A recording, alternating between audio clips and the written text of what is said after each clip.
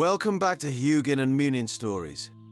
In this special compilation, we've gathered the next 10 episodes of our captivating Norse mythology and Scandinavian folklore bedtime stories. Immerse yourself once again in the timeless tales of gods, heroes, and mythical creatures as they transport you to the mystical North. Whether you're a returning listener or joining us for the first time, thank you for being part of this journey.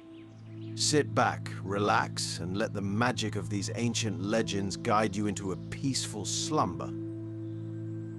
After the stories conclude, the video will gently fade to black, allowing you to drift off to sleep without disturbance. Enjoy the adventure and the calm that follows. Enjoy.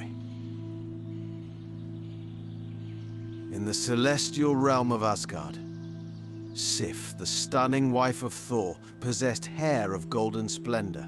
One day, the mischievous Loki cut off her beautiful locks, inciting Thor's wrath. To appease the thunder god, Loki sought the aid of masterful dwarves, who forged not only a replacement for Sif's hair, but also other marvelous treasures. This tale unfolds with the creation of these legendary items, the cunning of Loki, and the wisdom of the gods, illustrating a journey of mischief, craftsmanship, and divine justice. Welcome to Hugin and Munin Stories. This is the tale of Sif's golden hair and other divine treasures. In the realm of Asgard, where gods and legends dwell, there was Sif, the beloved wife of Thor. Her beauty was unmatched, and her hair shone like the golden rays of the sun, cascading down her shoulders in a luminous waterfall. The story of Sif's hair is one of both mischief and redemption, woven into the very fabric of the gods' history. One fateful day, Loki, the trickster god, known for his cunning and penchant for causing chaos, decided to play a cruel joke on the gods. With stealth and silence, he approached the sleeping Sif and, with a swift motion, cut off all her golden hair. When Thor discovered what had befallen his wife, his rage was like the storm itself. He seized Loki, vowing to break every bone in his body unless he restored Sif's hair to its former glory. Fearing Thor's wrath, Loki swore an oath to find a solution. He traveled deep into the earth, seeking the masterful craftsmanship of the dwarves, the sons of Ivaldi. These skilled artisans forged three magnificent treasures. A golden headpiece for Sif, the ship Skidbladner, and the spear Gungnir. Each item was crafted with care and magic, destined to be legendary among the gods. Loki, ever the gambler, could not resist boasting. He wagered his head with the dwarf Brok, claiming that Brok's brother, Eitra, could not create treasures of equal splendor.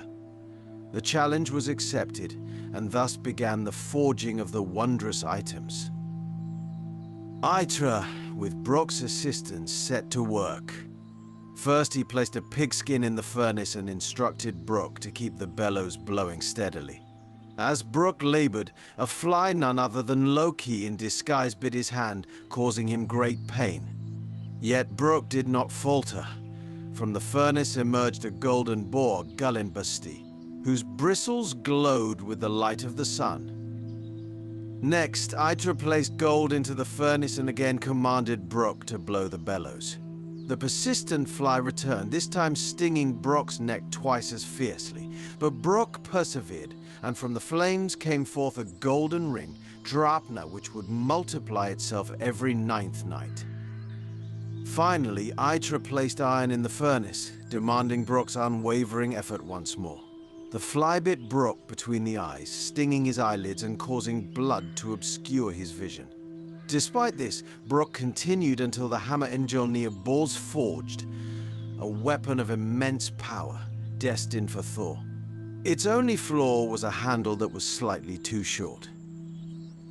With the treasures complete, Loki and Brok returned to Asgard to present their works to the gods. Odin, Thor, and Frey gathered to judge the outcome. To Odin, Loki gave the spear Gungnir, which would never miss its mark. To Thor, he returned Sif's golden hair, which magically grew as if it had never been cut. To Frey, he bestowed the ship Skidbladner, which always had a favorable wind and could be folded like a cloth. Then Brok presented his creations. To Odin he gave Draupner the ring that would spawn 8 new rings every 9th night. To Frey he presented Gullinbursti, the golden boar that could run through the air and over land with the speed of a horse, its glowing bristles illuminating the darkest paths. Finally to Thor he gave Mjolnir, the mighty hammer that could strike with unparalleled force and always return to its wielder's hand. The gods, recognizing the extraordinary value of Thor's hammer in their battle against the frost giants, declared Brok the winner. Loki, ever the schemer, pleaded for his life, but the dwarf was adamant. "Catch me if you can," Loki taunted, fleeing with supernatural speed. Yet Thor, with his unmatched strength, captured Loki and brought him back. Brok prepared to claim his prize, but Loki cunningly argued that while the dwarf was entitled to his head, he had no claim to his neck. Frustrated but determined, Brok sewed Loki's lips shut to silence his deceitful tongue, ensuring that the trickster would think twice before boasting again. And so, amidst the twilight of Asgard, the gods reveled in their new treasures, each item a testament to the extraordinary skills of the dwarves and the cunning nature of Loki. Peace was restored, if only for a time, and the golden-haired Sif stood by her husband Thor, her beauty once again radiating like the dawn. The story of Sif's golden hair did not end there. As time passed, it became a symbol of hope and resilience among the gods.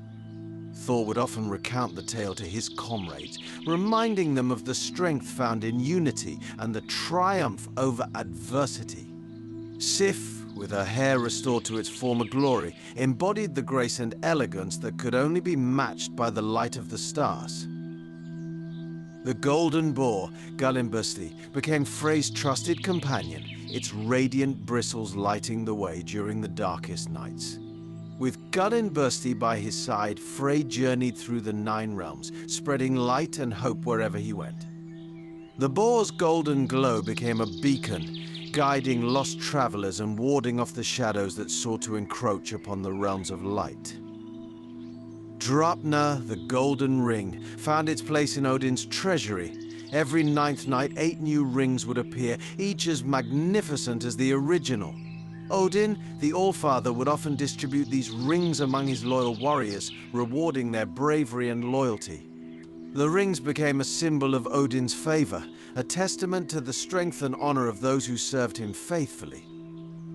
As for Thor's mighty hammer, it became Thor's most trusted weapon. With hammer in hand, Thor defended Asgard from countless threats, striking down giants and monsters with the force of thunder. The hammer's short handle, initially seen as a flaw, became a symbol of Thor's unmatched skill and strength. No other could wield it, and its power became legendary, feared by all who would dare challenge the gods. The tale of Loki's mischief and the forging of the divine treasures spread far and wide, becoming a legend among both gods and mortals. It was a story of cunning and craft, of redemption and retribution. The gods of Asgard, united by their shared history and the lessons learned from Loki's trickery, grew stronger and wiser. In the quiet moments of twilight, when the golden hues of the setting sun bathed Asgard in a warm glow, Thor and Sif would stand together, their bond strengthened by the trials they had overcome. The light of Sif's hair mingled with the fading daylight, creating a scene of serene beauty and eternal love.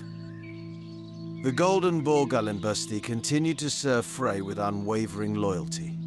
Together, they traversed the lands, ensuring the prosperity and protection of all who dwelled in their path. The boar's glowing bristles were a constant reminder of the light that could be found even in the darkest of times. Odin, with Draupner in his possession, would often hold gatherings where the rings were shared among the gods and the bravest of warriors. These gatherings became moments of celebration and unity, where stories of valor and heroism were exchanged, and the bonds between the gods and their loyal followers were strengthened.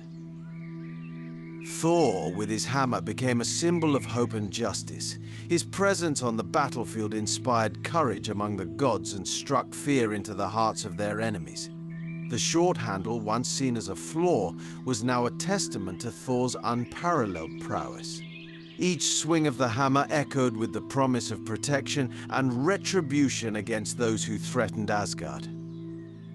The gods of Asgard, having learned from the trials brought upon them by Loki's mischief, became more vigilant and wise. They understood that even within their ranks, deception could take root, and thus they valued trust and unity above all else. The tale of Sif's golden hair, Loki's cunning, and the dwarves' craftsmanship became a cherished story, passed down through generations, a beacon of hope and resilience for all who heard it. In the end, it was not just the treasures themselves that held value, but the lessons they imparted. Sif's hair symbolized beauty and renewal. Gullinbasti represented unwavering light in the face of darkness. Draupner embodied generosity and abundance, and Thor's hammer stood for unyielding strength and protection. Each played its part in the grand tapestry of Asgard's history, a testament to the enduring spirit of the gods. And so, in the timeless halls of Asgard, the story of Sif's golden hair, the cunning of Loki, and the craftsmanship of the dwarves lived on. It was a tale that reminded the gods of their own vulnerabilities and the strength found in unity and resilience. The legend endured, whispered among the stars, and remembered by all who sought to understand the delicate balance of order and chaos within the realm of the gods. And as they sat beneath the shimmering canopy of the cosmos, they knew that no matter the trials they faced, the spirit of Asgard would endure. For in the heart of every god and goddess, there burned a light as radiant as Sif's golden hair, a light that would guide them through the darkest of times and lead them to a future filled with promise and glory. Thus, the tale of Sif's golden hair became more than a legend, it became a cornerstone of Asgardian lore. A story that would be told for generations to come, inspiring all who heard it to embrace the virtues of beauty, resilience, and unity in the face of adversity. And so, the gods of Asgard, with their treasured creations and the lessons they had learned, continued to watch over the realms, ensuring that the light of their legacy would never fade. And with that, we say goodbye for this time. Thank you for listening to our story, The Golden Hair of Sif and Other Divine Treasures.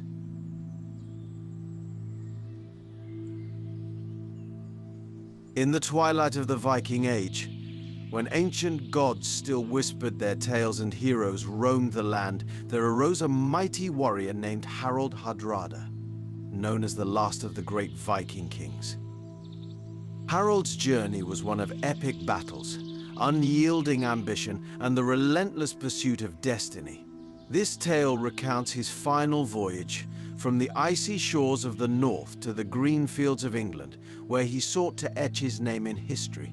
As you listen, prepare to be transported to a time of legendary conquests, fierce warriors, and the end of an era.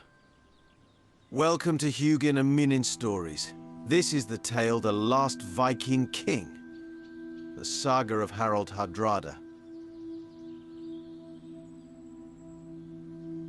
In the waning days of the Viking Age, when the stars still whispered the tales of ancient gods and heroes, there arose a mighty warrior named Harald Hardrada. He was the last of the great Viking kings, and his saga was one of bravery, ambition, and the twilight of an era. Far across the cold northern seas, Harald stood on the prow of his ship, his keen eyes fixed on the distant horizon. It was early September in the year 1066, and with him sailed 15,000 of the fiercest warriors ever to draw breath. Their destination was the green and rolling hills of England, a land rich in legends and ripe for conquest. But let's not get ahead of ourselves. Who was Harald Hardrada?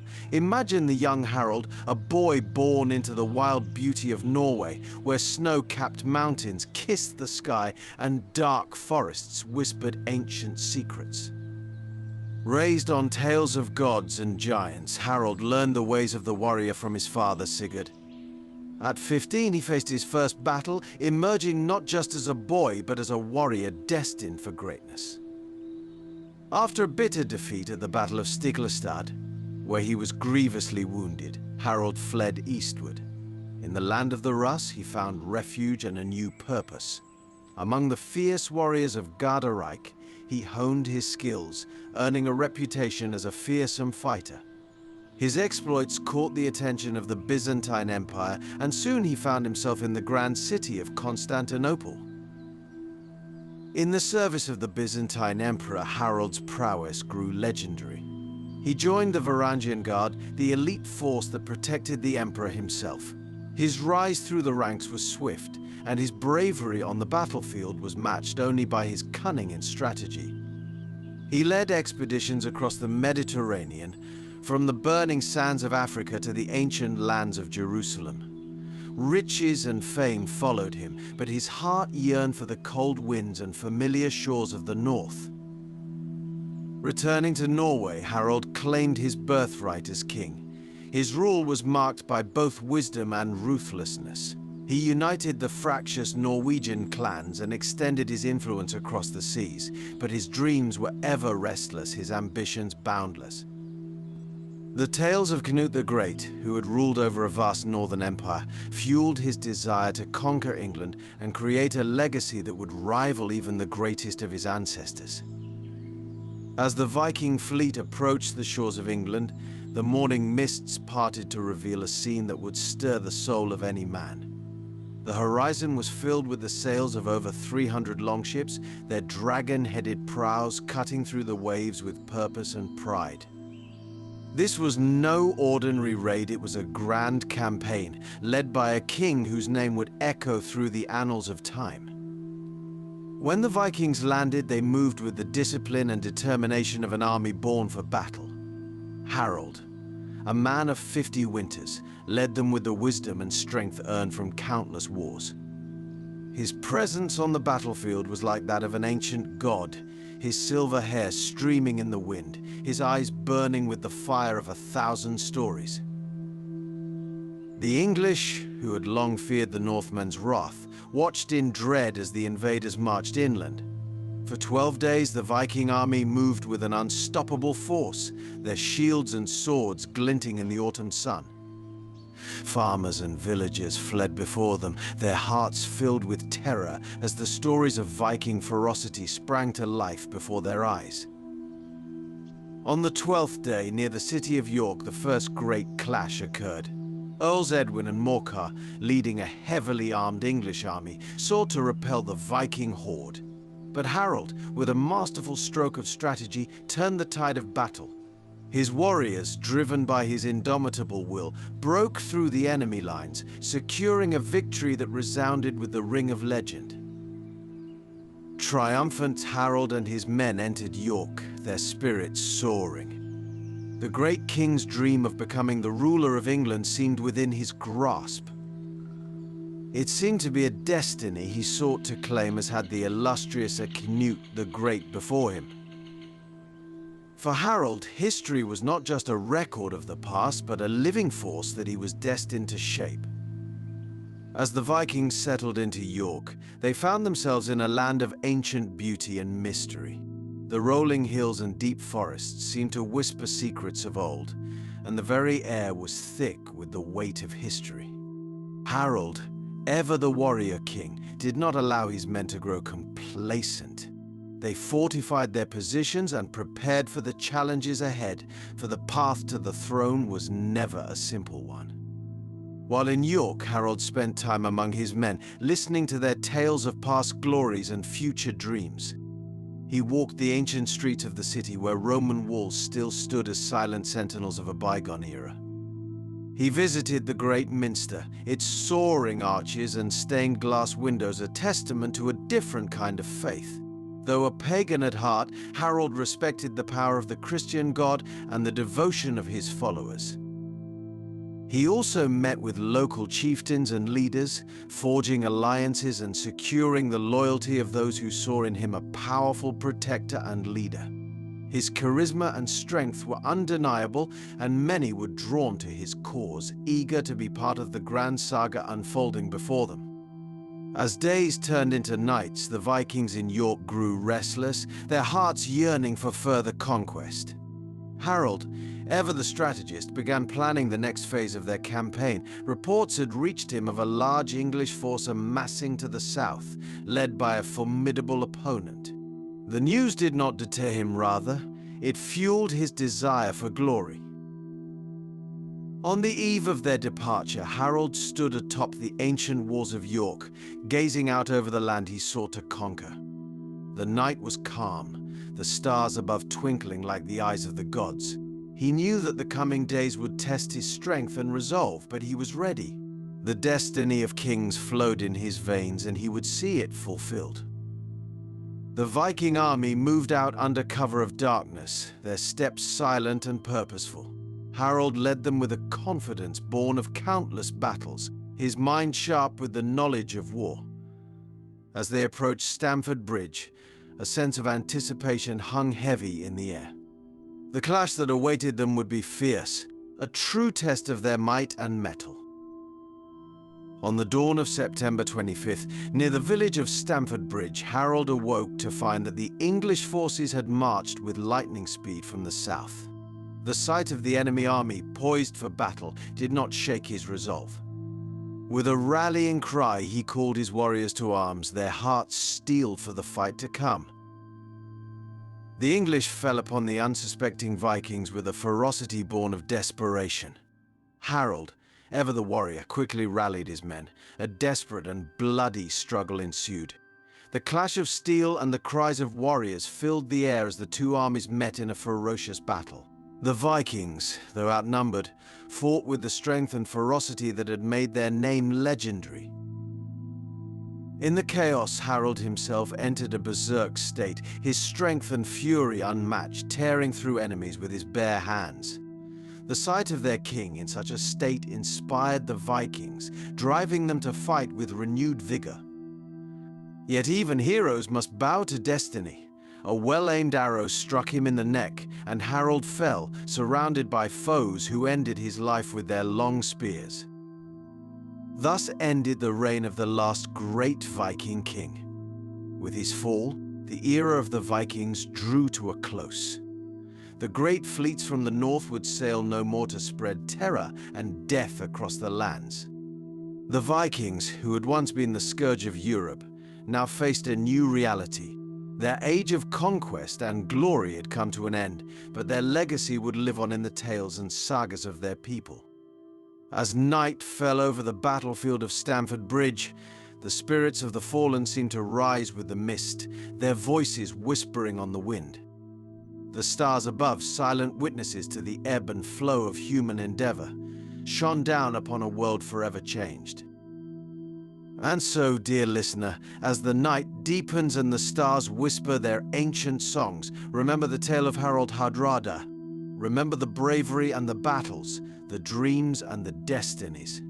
For in the quiet moments of the night, the old stories come alive and the heroes of the past walk once more among us. In the stillness of the evening, when the world is hushed and the air is thick with the magic of bygone days, let your heart be stirred by the echoes of those ancient tales. The spirit of Harald Hardrada and the age of the Vikings will forever remain etched in the annals of time, a testament to the indomitable human spirit and the endless quest for glory. And with that, we say goodbye for this time. Thank you for listening to our story, The Last Viking King, the Saga of Harald Hardrada.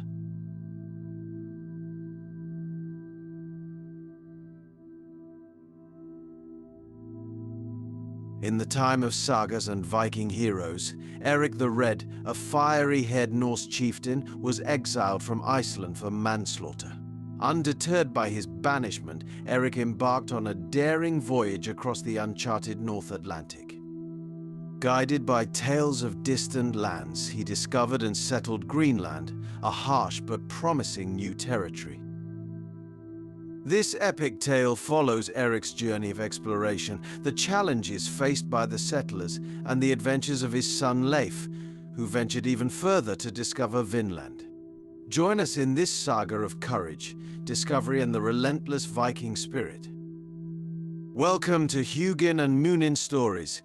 This is the tale Erik the Red, Saga of the Northlands.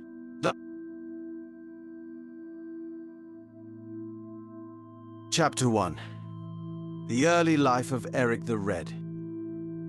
In the age of sagas, amidst the thunderous fjords and snow-capped mountains of Norway, a boy named Erik was born to Thorvald and his wife. The son of a chieftain, Erik's childhood was steeped in tales of valor and gods, his imagination fueled by the heroic exploits of his ancestors. Thorvald, a man of great strength and stern demeanor, guided Erik with a firm hand, imparting lessons of honor and resilience. But their peaceful existence was shattered when Thorvald was accused of murder, casting a shadow over their family and forcing them to flee Norway. Their journey led them to the volcanic island of Iceland, a land as fierce and untamed as Erik himself. Under the fiery glow of erupting volcanoes and the shimmering northern lights, Erik grew into a formidable warrior. His flaming red hair and fiery temper earned him the name Erik the Red. Despite the hardships, Erik thrived, his spirit unbroken by the trials of exile.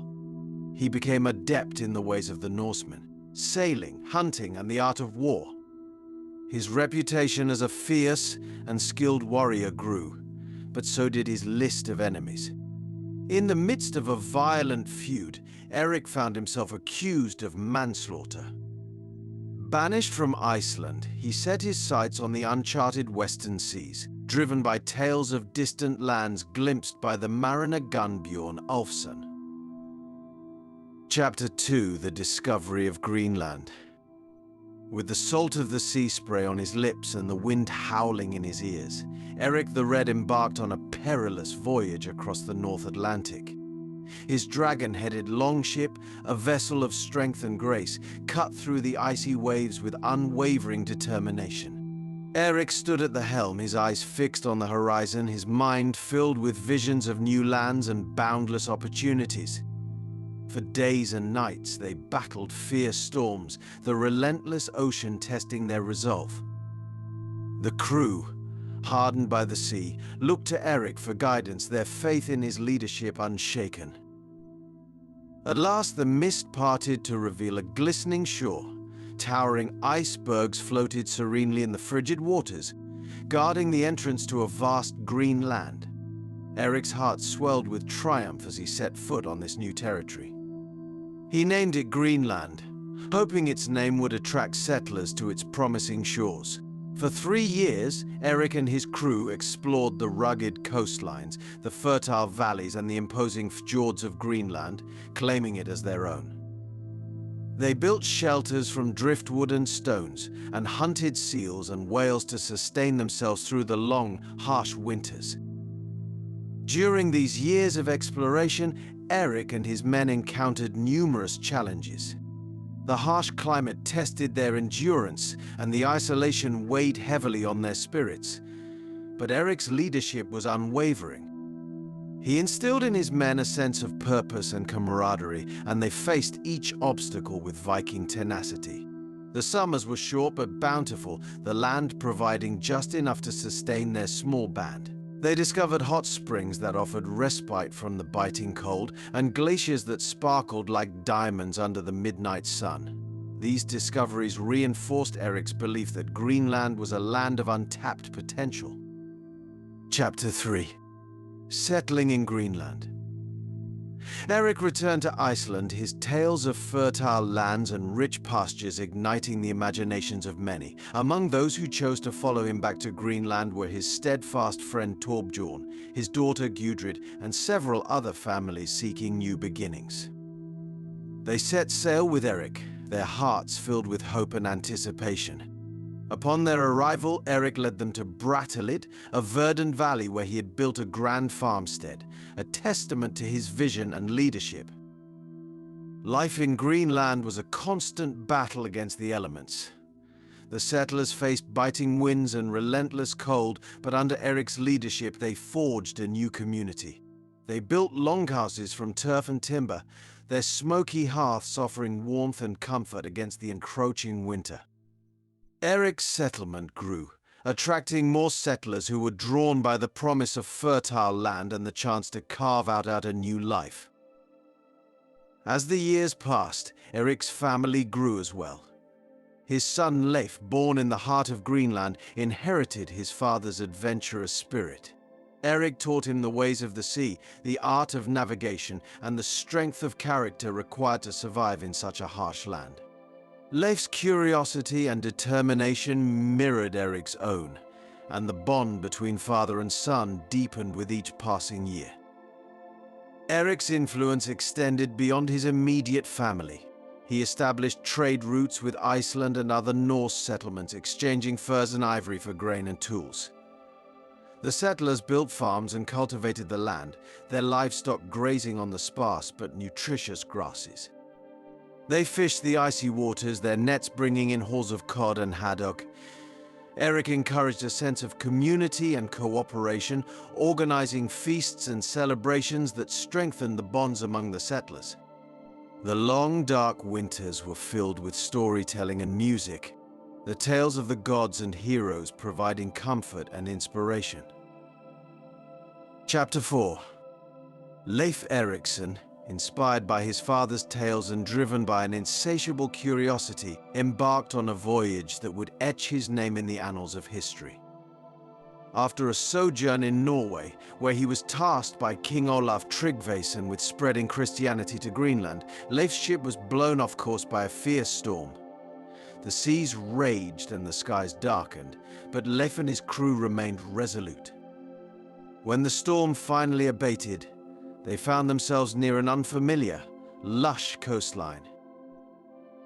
This new land, abundant with wild grapes and towering trees, was unlike anything they had seen before. Leif named it Vinland, a land of plenty. They explored its shores, marveling at its fertile soil and abundant resources. Leif and his crew spent the winter in Vinland, constructing sturdy shelters and exploring the surrounding wilderness. They encountered native peoples with whom they traded goods and shared stories. The experience left an indelible mark on Leif, reinforcing his belief in the vast potential of these new lands. Upon his return to Greenland, Leif's tales of Vinland spread like wildfire. His discovery brought hope and excitement, but also conflict. His brother Thorstein, eager to follow in Leif's footsteps, led an expedition to Vinland. The journey was fraught with hardship, and they were forced to turn back, their hopes dashed. Despite this setback, Leif's efforts to introduce Christianity in Greenland bore fruit, slowly transforming the spiritual landscape of the settlers. Many embraced the new faith, though some clung to the old Norse gods. Leif's journey was more than a mere expedition, it was a spiritual quest. The teachings of Christianity resonated with him, and he saw Vinland not just as a land of physical abundance, but as a place where new ideas and beliefs could take root. His return to Greenland marked a turning point as he shared his experiences and the message of the new faith. Erik, though a steadfast follower of the old ways, respected his son's convictions and allowed the settlers to choose their own path. Chapter 5. Trials and Tribulations. Greenland, though a land of promise, was not without its sorrows. In the western settlement, Thorstein Eriksson and Gudrid faced a devastating plague. The disease swept through the settlement, claiming many lives, including Thorstein's. In his final moments, Thorstein's faith shone brightly. He temporarily resurrected, delivering a poignant Christian sermon on the importance of proper burial rituals before passing on. Gudrid, heartbroken but resolute, returned to Brattahlid, where her father Thorbjorn also met his end. Amidst these trials, a new figure emerged. Thorfinn Karlsefni, a bold and adventurous Icelander, arrived in Greenland. His eyes were filled with determination and his heart with the desire to explore. He was captivated by Gudrid's strength and beauty, and they soon married. Their union was celebrated with great joy, and the promise of new adventures loomed on the horizon. In the spring, Thorfinn and Gudrid prepared for a new expedition to Vinland. They gathered a group of settlers, including the Icelander Bjarni Grimolfsson, and set sail for the land of wild grapes and towering trees. Their journey was filled with hope and trepidation as they navigated through icy waters and braved the unknown. They landed at Helluland, a land of flat stones, and Markland, a forested realm, before finally reaching Vinland. Their time in Vinland was marked by both prosperity and conflict. The settlers found the land bountiful with fertile soil and abundant game. Gudrid gave birth to their son Snorre, the first European born in the New World. They built homes and established farms, their efforts rewarded with bountiful harvests. However, the settlers soon faced the harsh realities of life in Vinland. The winter was brutal and supplies dwindled. Internal conflicts arose, exacerbated by the presence of the native Skraelings. The initial encounters with the Skraelings were peaceful, marked by trade and mutual curiosity. However, tensions soon flared. A misunderstanding sparked by one of Karlsefni's bulls led to fear and mistrust. The Skraelings returned in greater numbers, and a fierce battle ensued. Karlsefni and his men emerged victorious, but the cost was high. The settlers, wary of further conflict, decided to abandon Vinland and return to Greenland. Their journey back was fraught with peril. Bjarni's ship began to take on water, forcing the crew to draw lots to determine who would board the lifeboat. Bjarni, demonstrating great bravery, gave up his place for a young Icelander. The lifeboat, laden with half the crew, made it safely back to Greenland, while the others faced a grim fate. Chapter 6: The Legacy of Erik the Red. Erik the Red's life was a testament to the indomitable spirit of exploration and survival. His discovery and settlement of Greenland marked a significant chapter in the saga of the Norse people. Erik's descendants, like Gudrid and her son Snorre, continued to shape the history of these new lands. Gudrid, after many adventures, settled in Iceland, where her descendants became prominent figures, including bishops who spread the new faith. Erik's legacy lived on in the stories told by the firesides of longhouses, in the sagas recited by skalds, and in the hearts of those who sought new horizons. The fiery-haired explorer who braved the unknown and carved out a place in the harsh landscapes of Greenland became a symbol of courage and determination. And with that, we say goodbye for this time. Thank you for listening to our story, Erik the Red. Saga of the Northlands.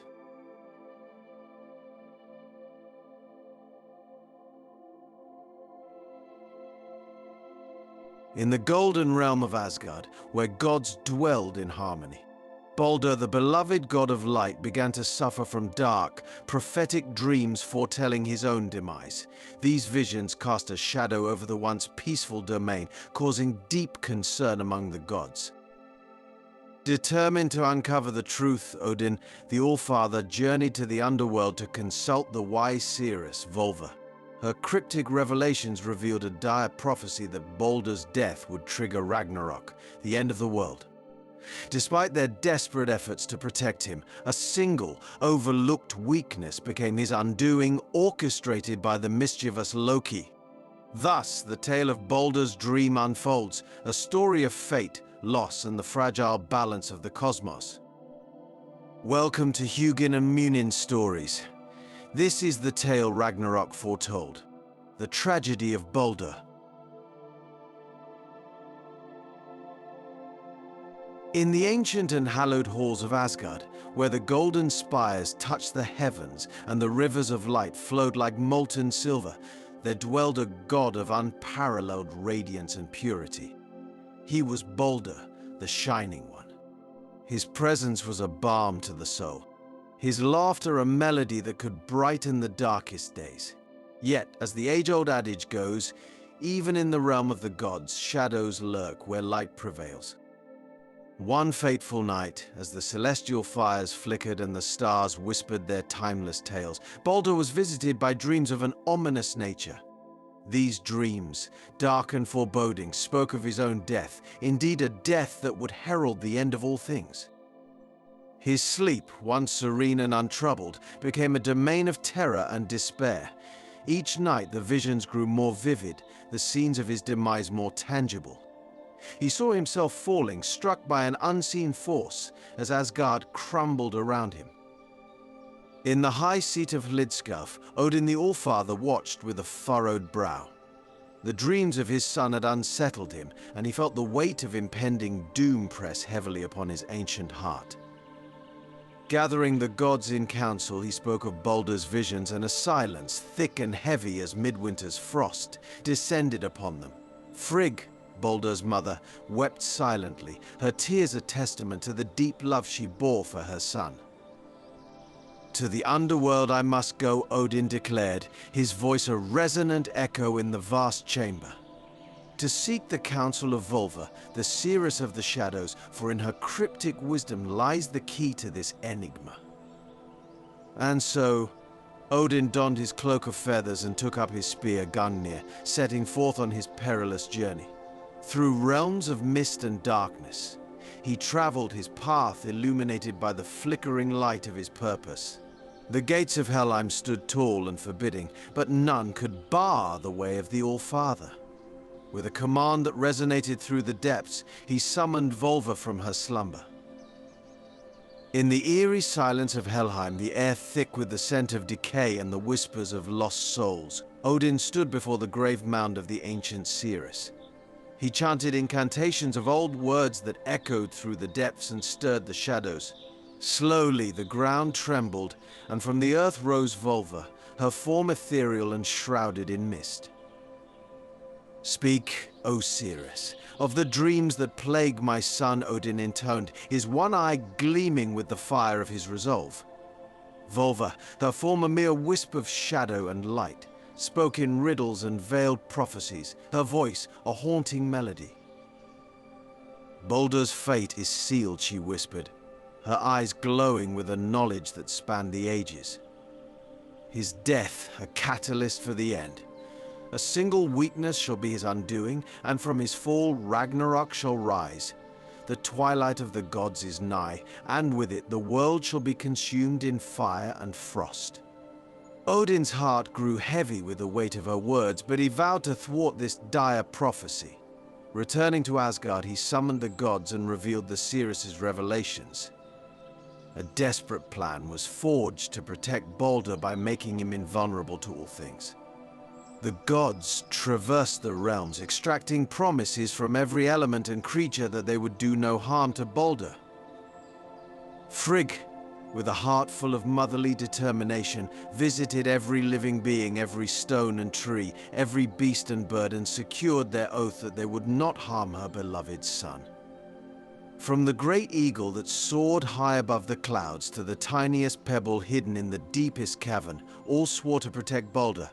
But in their haste, they overlooked one humble sprig. The mistletoe, its presence so insignificant that it was deemed no threat. Amidst the newfound sense of security, the gods began to celebrate Baldur's invulnerability. They would hurl spears and stones at him, watching them bounce off harmlessly, and their laughter rang through the halls of Asgard. Baldur, though uneasy, joined in the mirth, hoping that perhaps the dreams were merely shadows without substance. Yet in the shadows lurked Loki, the trickster god, watching with keen and calculating eyes. Deception was his domain, and he reveled in the chaos that followed his schemes. Discovering Baldur's sole vulnerability, he crafted a plan that would echo through the annals of time. Loki, disguised as an old woman, approached Frigg and cunningly extracted the secret of Baldur's vulnerability. With this knowledge, he fashioned a dart from the mistletoe and returned to the grand feast, where joy and mirth reigned supreme.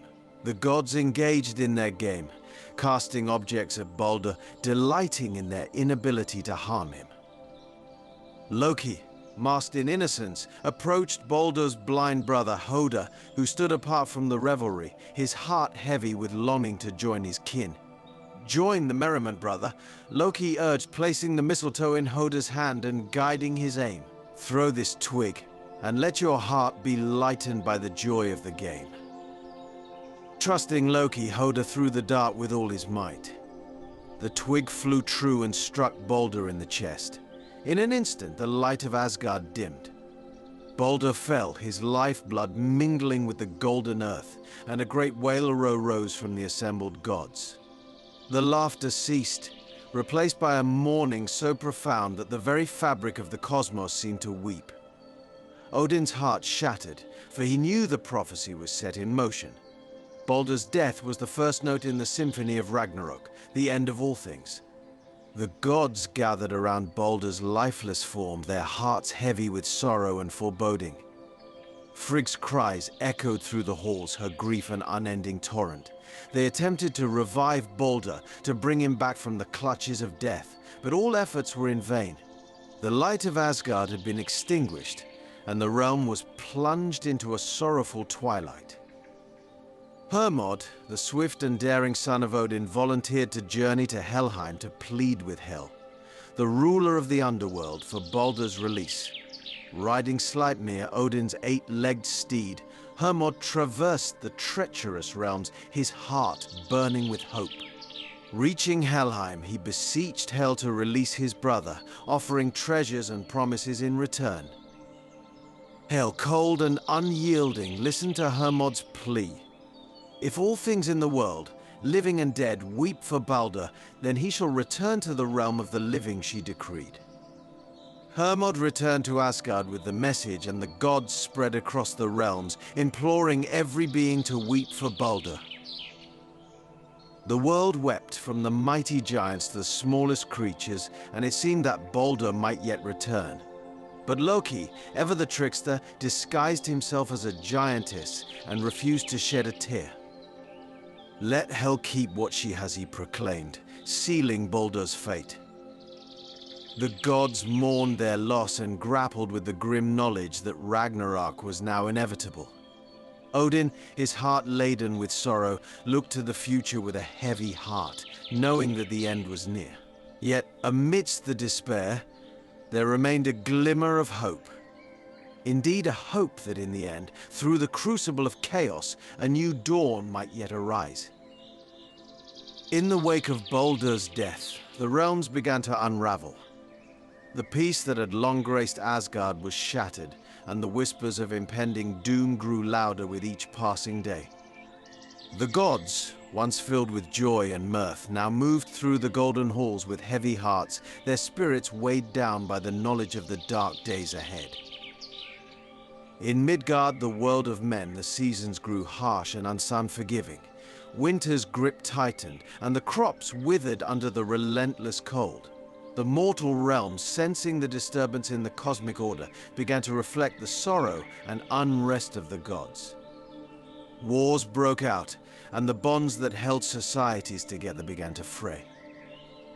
Thor, the mighty god of thunder, took to wandering the lands of Midgard, his hammer ever ready in his hand. His heart was troubled, for he knew that the death of his brother was but the first step towards the great battle of Ragnarok. In his travels, he encountered humans who spoke of strange omens and portents.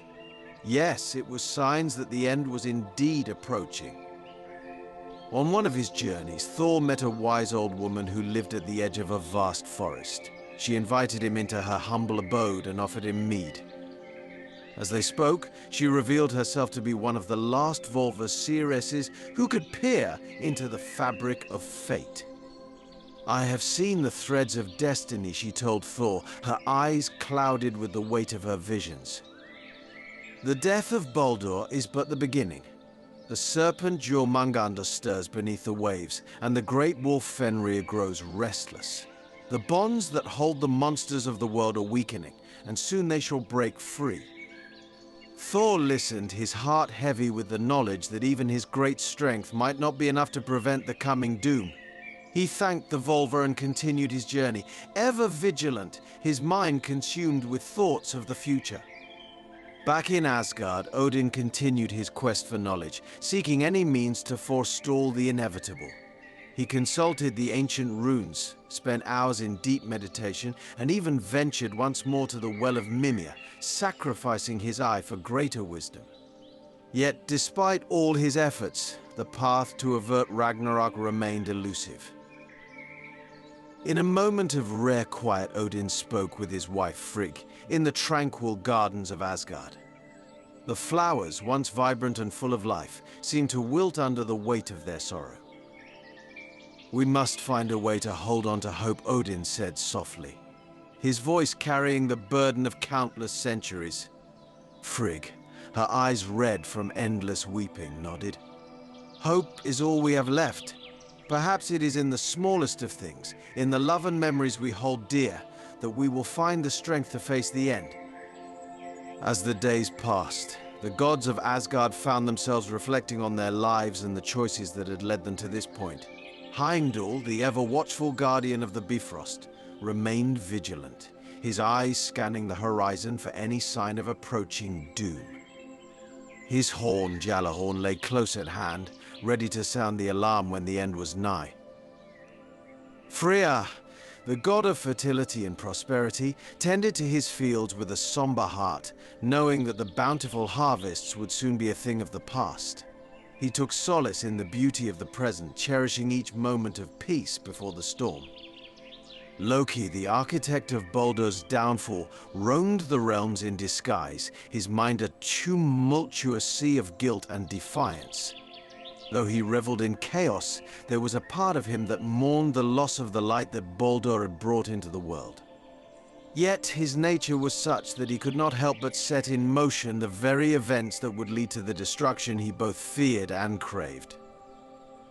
As the shadow of Ragnarok loomed ever closer, a sense of unity began to emerge among the gods.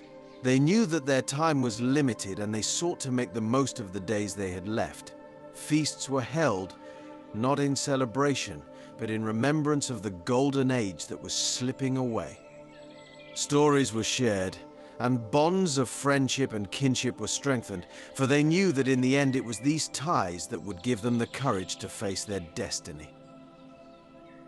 One evening, as the sun set over the horizon, casting a golden glow over Asgard, Odin called for a gathering of all the gods. They assembled in the great hall, their faces illuminated by the flickering light of the torches. "Let us not go quietly into the night," Odin declared, his voice filled with resolve. "We are the gods of Asgard, and we shall face our fate with courage and honor. Though the end may come, we will stand together, and our legacy will live on in the hearts and minds of those who come after us."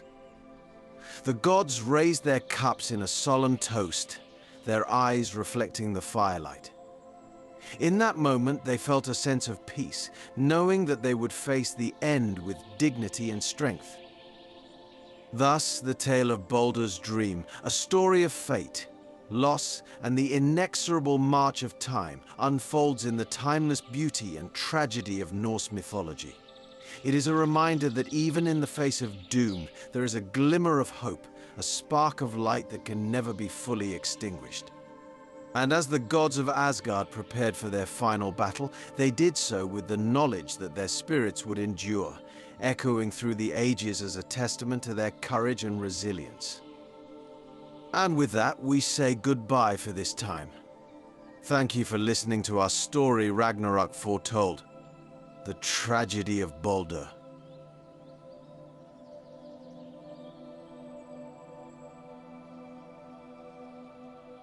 In the heart of the cosmos stands Yggdrasil, the World Tree, a magnificent and ancient entity that connects the 9 worlds of Norse mythology.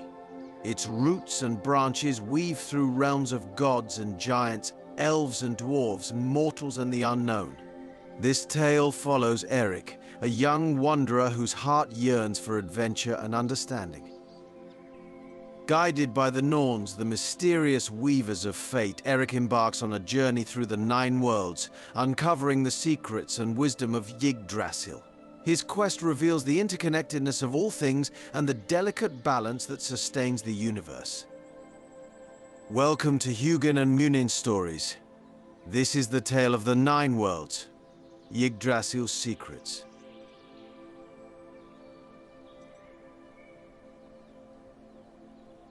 In the heart of the cosmos, beneath the myriad stars and swirling constellations, stood Yggdrasil, the World Tree. Its branches reached toward the heavens, its roots delved deep into the underworld, and its mighty trunk connected the 9 worlds of Norse mythology. This ancient and mystical tree was the lifeline of the universe, harboring secrets and wisdom beyond mortal comprehension. Erik was a young wanderer, his heart always yearning for adventure. Born in a humble village in Midgard, he was raised on tales of gods and heroes, of distant realms and ancient powers. His mother, a wise woman known for her herbal knowledge, and his father, a blacksmith with a gentle heart, nurtured his curiosity. Yet Erik felt an unquenchable thirst for the unknown, a desire to seek out the wonders beyond his simple life. His nights were filled with dreams of distant lands, of shimmering palaces and dark, mysterious forests. One fateful evening, as the sun dipped below the horizon and twilight cast its enchanting glow, Erik set out on what he thought would be a routine exploration of the nearby woods. As he wandered further than he ever had before, he stumbled upon a hidden grove, a place untouched by time. Here, the roots of Yggdrasil emerged from the earth, mighty and imposing, radiating an ancient power that drew him in. As he approached, the air thickened with a sense of destiny. From the shadows emerged the Norns, the mysterious weavers of fate. Verdandi and Skuld, their names whispered by the winds, stood by the well of Erd at the base of Yggdrasil. They were the keepers of past, present, and future, and they had awaited Erik's arrival. "Welcome, young wanderer," Erd spoke, her voice like the rustling of ancient leaves. "You are destined to uncover the secrets of the 9 worlds." "Why me?" Erik asked, awe and apprehension mingling in his voice. "Because you possess the heart of a seeker," replied Verdandi, her eyes reflecting the wisdom of ages. "And it is time for you to fulfill your destiny," added Skuld, her voice a whisper of the future. With their enigmatic guidance, Erik embarked on a perilous journey, each step taking him deeper into the mysteries of the cosmos. First he ventured into Asgard, the realm of the gods. The halls of Valhalla shimmered with an ethereal light, and Erik stood in awe before the mighty Odin. Here, he learned of the divine powers and the heavy responsibilities that accompanied them. Thor's thunderous laughter and Freya's enchanting beauty revealed the strength and grace of the gods. Erik witnessed the Allfather's wisdom in the Golden Hall and marveled at the valor of the warriors who feasted and prepared for the final battle of Ragnarok. Erik spent many days in Asgard learning from the gods themselves. Odin, the Allfather, shared stories of creation and prophecy, of the runes and the wisdom hidden within them. Thor, with his mighty hammer, taught Erik about strength and honor, while Freya, with her enchanting presence, revealed the deeper mysteries of love and beauty. Each god imparted a piece of their essence to Erik, molding him into a being of great potential. Next, Erik descended to Midgard, the world of humans. Among the mortals, he discovered the strength and resilience that defined their existence. He marveled at their capacity for love and their unyielding spirit in the face of adversity. It was in Midgard that Erik understood the profound connection between gods and men. He aided farmers in their fields, listened to the stories of elders by the hearth, and learned the value of community and perseverance. In Midgard, Erik also encountered warriors who shared tales of their battles and their bravery. He learned the art of combat and the importance of defending one's home and loved ones. He saw the simplicity and beauty of mortal life, the laughter of children, and the sorrow of loss. These experiences grounded him, teaching him the value of life and the importance of protecting it. From Midgard, he traveled to Vanaheim, the land of the Vane gods. This realm was a testament to the harmony and balance of nature. The Vanir, masters of fertility and prosperity, taught Erik the delicate dance of life and growth. The lush forests and serene rivers of Vanaheim were a stark contrast to the chaotic elements he would soon face. Freyr and George shared their wisdom, showing him the cycles of nature and the interconnectedness of all living things. In Vanaheim, Erik learned about the seasons and the rhythms of the earth. He participated in rituals that celebrated the harvest and the changing of the seasons. The Vanir taught him to listen to the whispers of the wind and the songs of the rivers, to feel the pulse of the earth beneath his feet. This deep connection to nature enriched Erik's understanding of the world and his place within it. Jotunheim, the domain of giants, was Erik's next destination. Here, the mountains touched the sky and the giants towered over the land. Erik faced formidable challenges, each one a test of his courage and wit. Yet within these trials he uncovered ancient wisdom and learned to see beyond the physical might of the giants. He encountered wise Jotun elders who spoke of ancient times, of the creation of the worlds, and the enduring struggle between order and chaos. The giants of Jotunheim were not all brutish and fearsome. Among them, Erik found philosophers and sages who possessed a deep understanding of the cosmos. They taught him about the primal forces that shaped the universe, the delicate balance between creation and destruction. Erik faced physical trials, climbing treacherous peaks and braving fierce storms, each challenge strengthening his resolve and expanding his understanding. In Alfheim, the home of the Light Elves, Erik was greeted by ethereal beauty and magic. The elves, beings of light and grace, shared their knowledge of the unseen and the mysteries of the cosmos. It was a world where dreams and reality intertwined, and Erik felt his spirit lifted by the elves' enchanting songs. He danced with them in moonlit glades and learned the magic that flowed through their veins, a magic that connected the very fabric of the universe. The Light Elves introduced Erik to the arts of healing and enchantment. He learned to harness the power of light to weave spells that could mend wounds and lift spirits. The elves' wisdom was profound, their connection to the celestial realms deep. Erik spent countless nights under the starlit sky, absorbing their knowledge and allowing their magic to infuse his soul. Svartalfheim, the realm of the black and murky elves and dwarves, presented a stark contrast. Deep beneath the earth, in dark and cavernous halls, the dwarves toiled with unmatched craftsmanship and ingenuity. Erik marveled at their creations, understanding that true artistry came from perseverance and skill. He watched as they forged weapons of immense power and intricate beauty, learning the value of hard work and dedication. In Svartalfheim, Erik apprenticed with master craftsmen, learning to forge metals and shape gems. The dwarves' workshops were filled with the sounds of hammers and the glow of forges, a testament to their dedication and skill. Erik crafted his own blade, a weapon infused with the knowledge and power he had gained from his journey. This blade would become a symbol of his journey, a tool to protect the balance he sought to maintain. Nidavellir, a world of dark elves, revealed to Erik the duality of light and shadow. The dark elves, though shrouded in mystery, possessed a wisdom born of their existence between worlds. It was here that Erik learned the balance of opposing forces, a lesson that would prove crucial in his journey. He saw the dark elves' ability to navigate between light and darkness, understanding that both were essential to the fabric of existence. The Dark Elves taught Erik the importance of embracing all aspects of oneself, the light and the dark. He learned to face his fears and accept his flaws, understanding that true strength came from this acceptance. The Dark Elves' wisdom was a reflection of their own lives, lived in the shadows but rich with understanding and depth. Erik's path then led into Helheim, the underworld ruled by Hel. In this somber realm, he confronted the inevitability of death and the mysteries of the afterlife. Hel's cold gaze bore into him, yet he found solace in the understanding that death was but a part of the eternal cycle. He met the souls of the departed and learned of their journeys, understanding that life was a fleeting moment in the grand tapestry of time.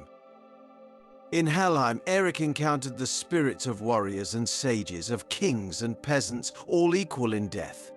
He listened to their stories, gaining insight into the lives they had led and the lessons they had learned. Hel herself, a being of great power and sorrow, shared with Erik the secrets of the underworld, the truths that lay beyond the veil of life. Finally, Erik ventured into the primordial realms of Muspelheim and Niflheim, the realms of fire and ice. These chaotic forces of creation and destruction embodied the beginning and the end. Surtur's fiery wrath and the icy stillness of Niflheim taught Erik the primal forces that shaped the universe. He stood at the edge of creation and felt the raw power of these elemental realms, understanding the delicate balance that held the cosmos together. In Muspelheim, Erik faced the fiery trials of Surtur the fire giant. The heat was unbearable, yet it forged Erik's spirit into something stronger. He learned to withstand the flames of adversity, to embrace the transformative power of fire. In Niflheim, the realm of ice, he encountered the chilling presence of primordial beings. The cold taught him resilience and the importance of inner warmth, of hope and perseverance in the face of despair.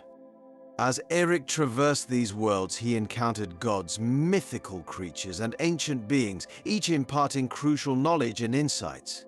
The journey was long and arduous, yet with each step, Erik felt his understanding deepen. He realized that the 9 worlds were not isolated realms, but interconnected parts of a greater whole, each contributing to the balance and harmony of the universe. His journey culminated in his return to the Well of Urd, where the Norns awaited. They revealed the final secret, the cyclical nature of existence, and the eternal struggle between order and chaos. It was a profound understanding that transformed Erik. He had become a guardian of Yggdrasil's secrets, a bridge between the worlds. Erik knelt before the Norns, his heart brimming with the wisdom he had gained. "I understand now," he said, his voice steady and resolute. "The balance of the 9 worlds, the role of Yggdrasil, and the eternal dance of creation and destruction." Urd smiled, her ancient eyes twinkling. "You have done well, Erik. You are now a guardian of the secrets of Yggdrasil, a protector of the balance." Verdandi stepped forward, placing a hand on his shoulder. "Remember, Erik, the knowledge you hold is both a gift and a burden. Use it wisely." Skuld's voice was a whisper on the wind. "Your journey does not end here. The 9 worlds will always need guardians, and you shall guide others as we have guided you." Erik rose, feeling the weight of his newfound knowledge. He looked up at Yggdrasil, its branches stretching towards infinity, and felt a deep connection to the world tree and the cosmos it sustained. He understood that he was now a part of something much greater than himself. The tale of the 9 worlds, Yggdrasil's secrets, is a story of discovery, interconnectedness, and the eternal quest for knowledge. In the heart of the cosmos, Erik found not just the secrets of the 9 worlds, but the essence of existence itself, captured in the timeless wisdom of the world tree. And so, with the blessings of the Norns and the knowledge of the 9 worlds, Erik set forth, ready to fulfill his destiny as a guardian of Yggdrasil's secrets, a beacon of wisdom, and a bridge between realms. As he left the hidden grove, Erik felt a profound sense of purpose. He knew that his journey had only just begun. The 9 worlds were vast and ever-changing, filled with challenges and mysteries yet to be uncovered. But with the knowledge and strength he had gained, Erik was ready to face whatever lay ahead. He traveled back to Midgard, to his home village, where he was greeted with joy and curiosity. The villagers saw the change in him, the wisdom in his eyes and the strength in his bearing. Erik shared his stories, the lessons he had learned from gods and giants, elves and dwarves, light and shadow, life and death. Years passed and Erik became a legend in his own right. He guided those who sought knowledge, protected those who were vulnerable, and maintained the delicate balance of the 9 worlds. He was a guardian of Yggdrasil, a beacon of hope and wisdom in a world that was ever-changing. In the heart of the cosmos, beneath the myriad stars and swirling constellations, Yggdrasil stood tall and mighty, its branches reaching toward the heavens, its roots delving deep into the underworld. And at its base, by the Well of Erd, the Norns watched over the fate of the worlds, knowing that as long as there were guardians like Erik, the secrets of Yggdrasil would be safe, and the balance of the universe would be preserved. The tale of the Nine Worlds, Yggdrasil's Secrets, is a timeless story, one that speaks to the eternal quest for knowledge, the interconnectedness of all things, and the delicate balance that holds the universe together. It is a reminder that within each of us lies the potential for greatness, the ability to seek out the unknown and uncover the profound truths that shape our existence. And as long as we have the heart of a seeker, like Erik, the secrets of the cosmos will always be within our reach. And with that, we say goodbye for this time. Thank you for listening to our story, The Tale of the Nine Worlds, Yggdrasil's Secrets.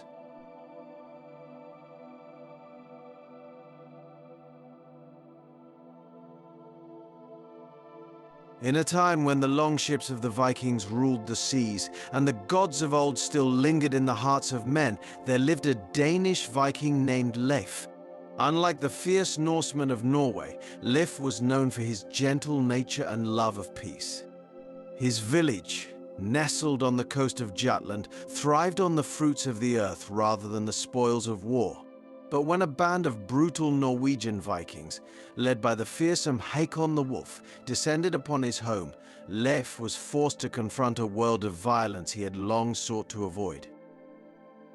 In a single night, Leif's peaceful existence would be shattered, and he would be tested in ways he never imagined, facing not just the brutality of his enemies, but the darker sides of his own soul. Welcome to Hugin and Munin Stories. This is the tale Leif the Peaceful and the Wolves of the North.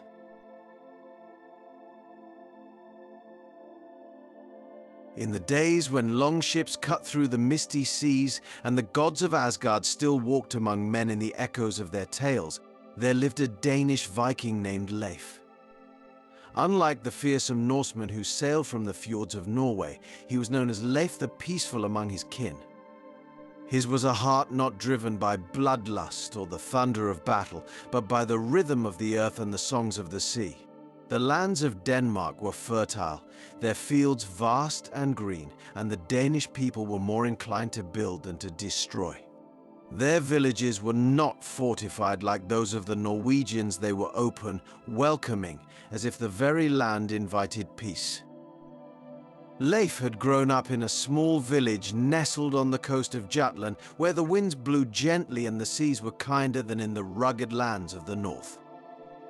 His father, a warrior of old, had seen to it that Leif learned the ways of combat, though Leif had always preferred the quiet life of a farmer. The village was a place where the old ways of the gods mingled with the emerging whispers of the White Christ, where life was dictated by the cycles of the harvest and the building of great halls, rather than the spilling of blood. The Danes Leif knew were different from their Norwegian cousins. Where the Norwegians sharpened their swords and axes, the Danes took up the plough and hammer. But fate, as it often does, had other plans for Leif.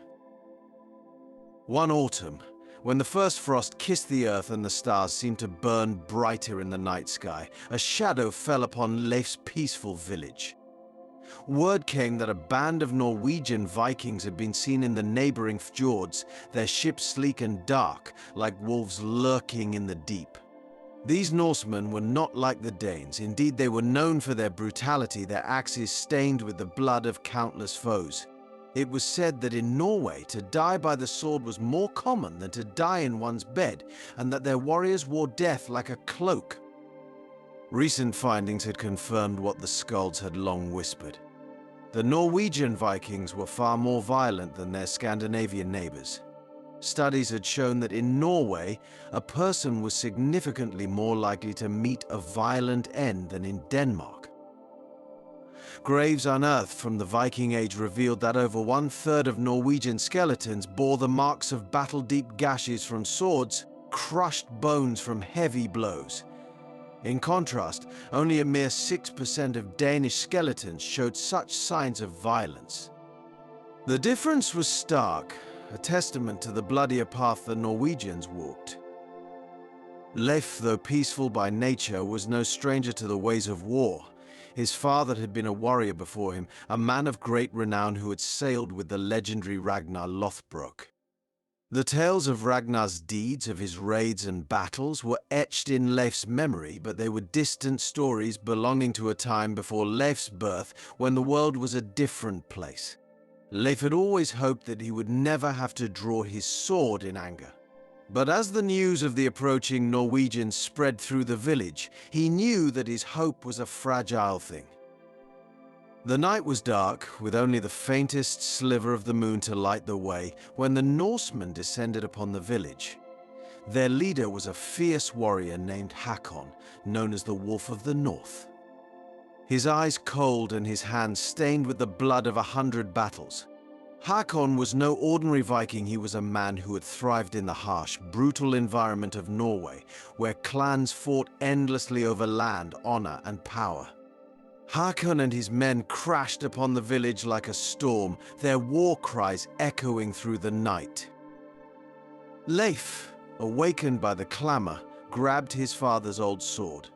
It was an heirloom of iron and runes, though it had not tasted blood in years. As he stepped into the chaos, he saw the Norwegians laying waste to all they touched, their brutality unmatched by anything he had ever seen. He realized then the truth of what the Skalds had whispered. Indeed, these were not men like the Danes. They were forged in a different fire, one that burned with a savage intensity. The Norwegians were wolves driven by a need to dominate, to conquer, and to crush those who stood in their way. The village erupted into a frenzy of violence. The Danes, though not warriors by trade, fought bravely, but they were outmatched by the seasoned Norwegians. Leif's heart pounded in his chest as he saw his friends and neighbors fall to the Norwegians. The air was thick with the scent of burning wood and the cries of the wounded. In the midst of the carnage, Leif caught sight of Hakon, standing like a dark giant among the flames. The Norwegian's axe was slick with blood, his face twisted into a grimace of fury. He was a terrifying figure, embodying the very essence of the violent Norwegian spirit. Something awoke in Leif in that moment, a deep, primal urge that he had never known before. It was not the desire to kill, but the need to protect, to defend his home and his people. With a roar, he charged at Hakon, his sword raised high. The two warriors met in a clash of steel and strength. Hakon's axe came down with the force of a thunderbolt, but Leif was quick, his movements guided by the teachings of his father and the strength of his convictions. He parried the blow, feeling the shock of it reverberate through his arms. Leif was not as large or as powerful as Hakon, but he was determined. He knew that this battle was not just about him. Indeed, it was about the very survival of his people, the preservation of a way of life that he held dear. "You fight well, Dane." Hakon growled, his voice like the rumble of distant thunder. "But you are no match for the wolves of the north." Leif did not respond. Instead, he focused on the rhythm of the battle, on the dance of steel and flesh. He knew that Hakon was stronger, more experienced, but Leif had something that the Norwegian did not. He was fighting for something greater than himself.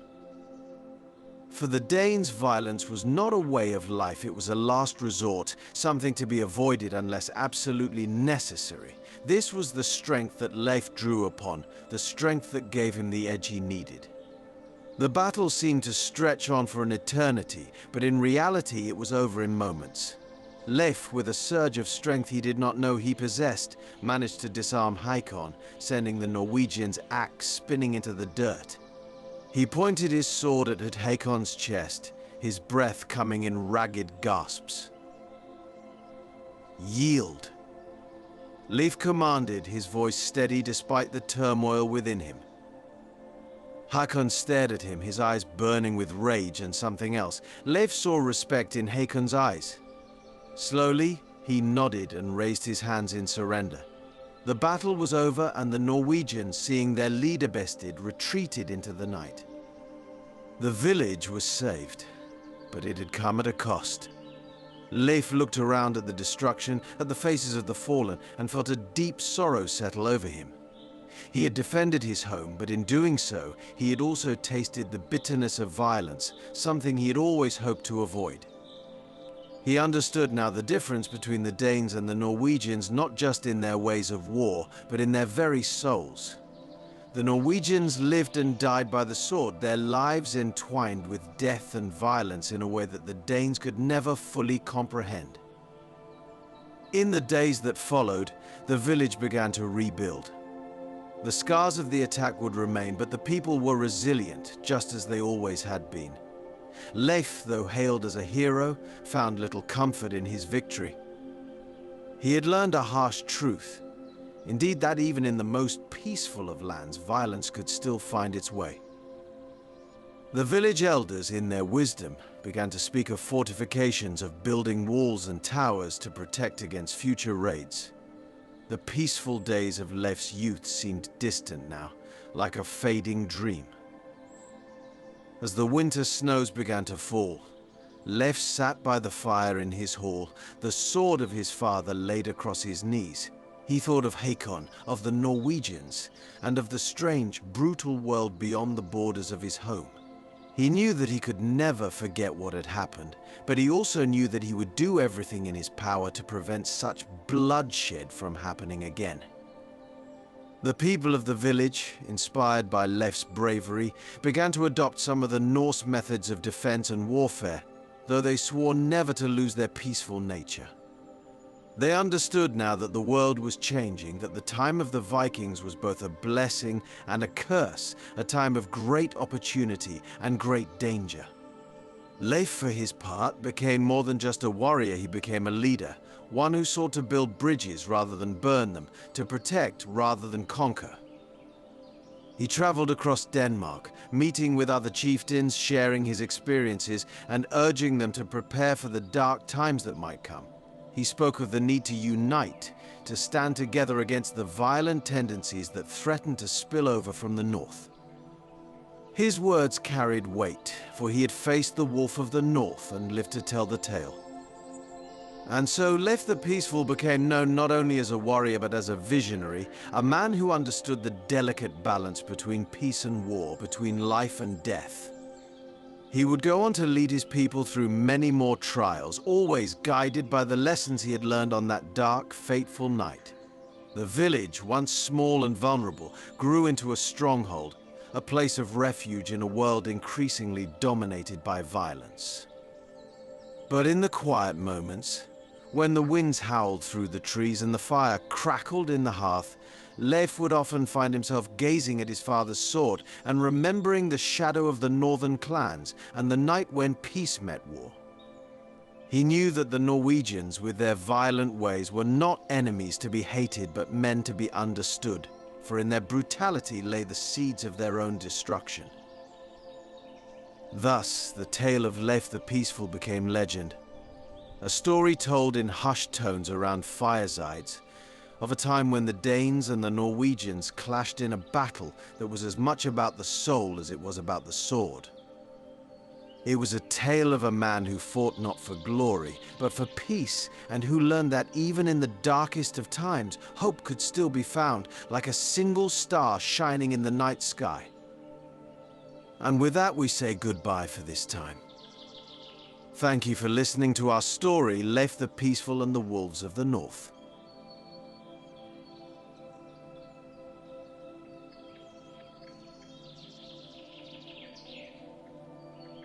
In the rugged land of Iceland, where mountains meet the sky and the sea roars with ancient fury, a boy named Eagle was born.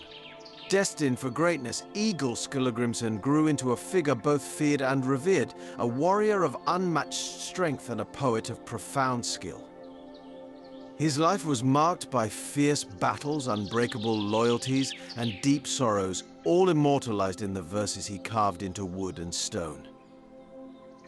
This is the story of Egil, a man who lived by the sword but whose true power lay in his words, a tale of honor, vengeance, love and loss that resonates through the mists of time.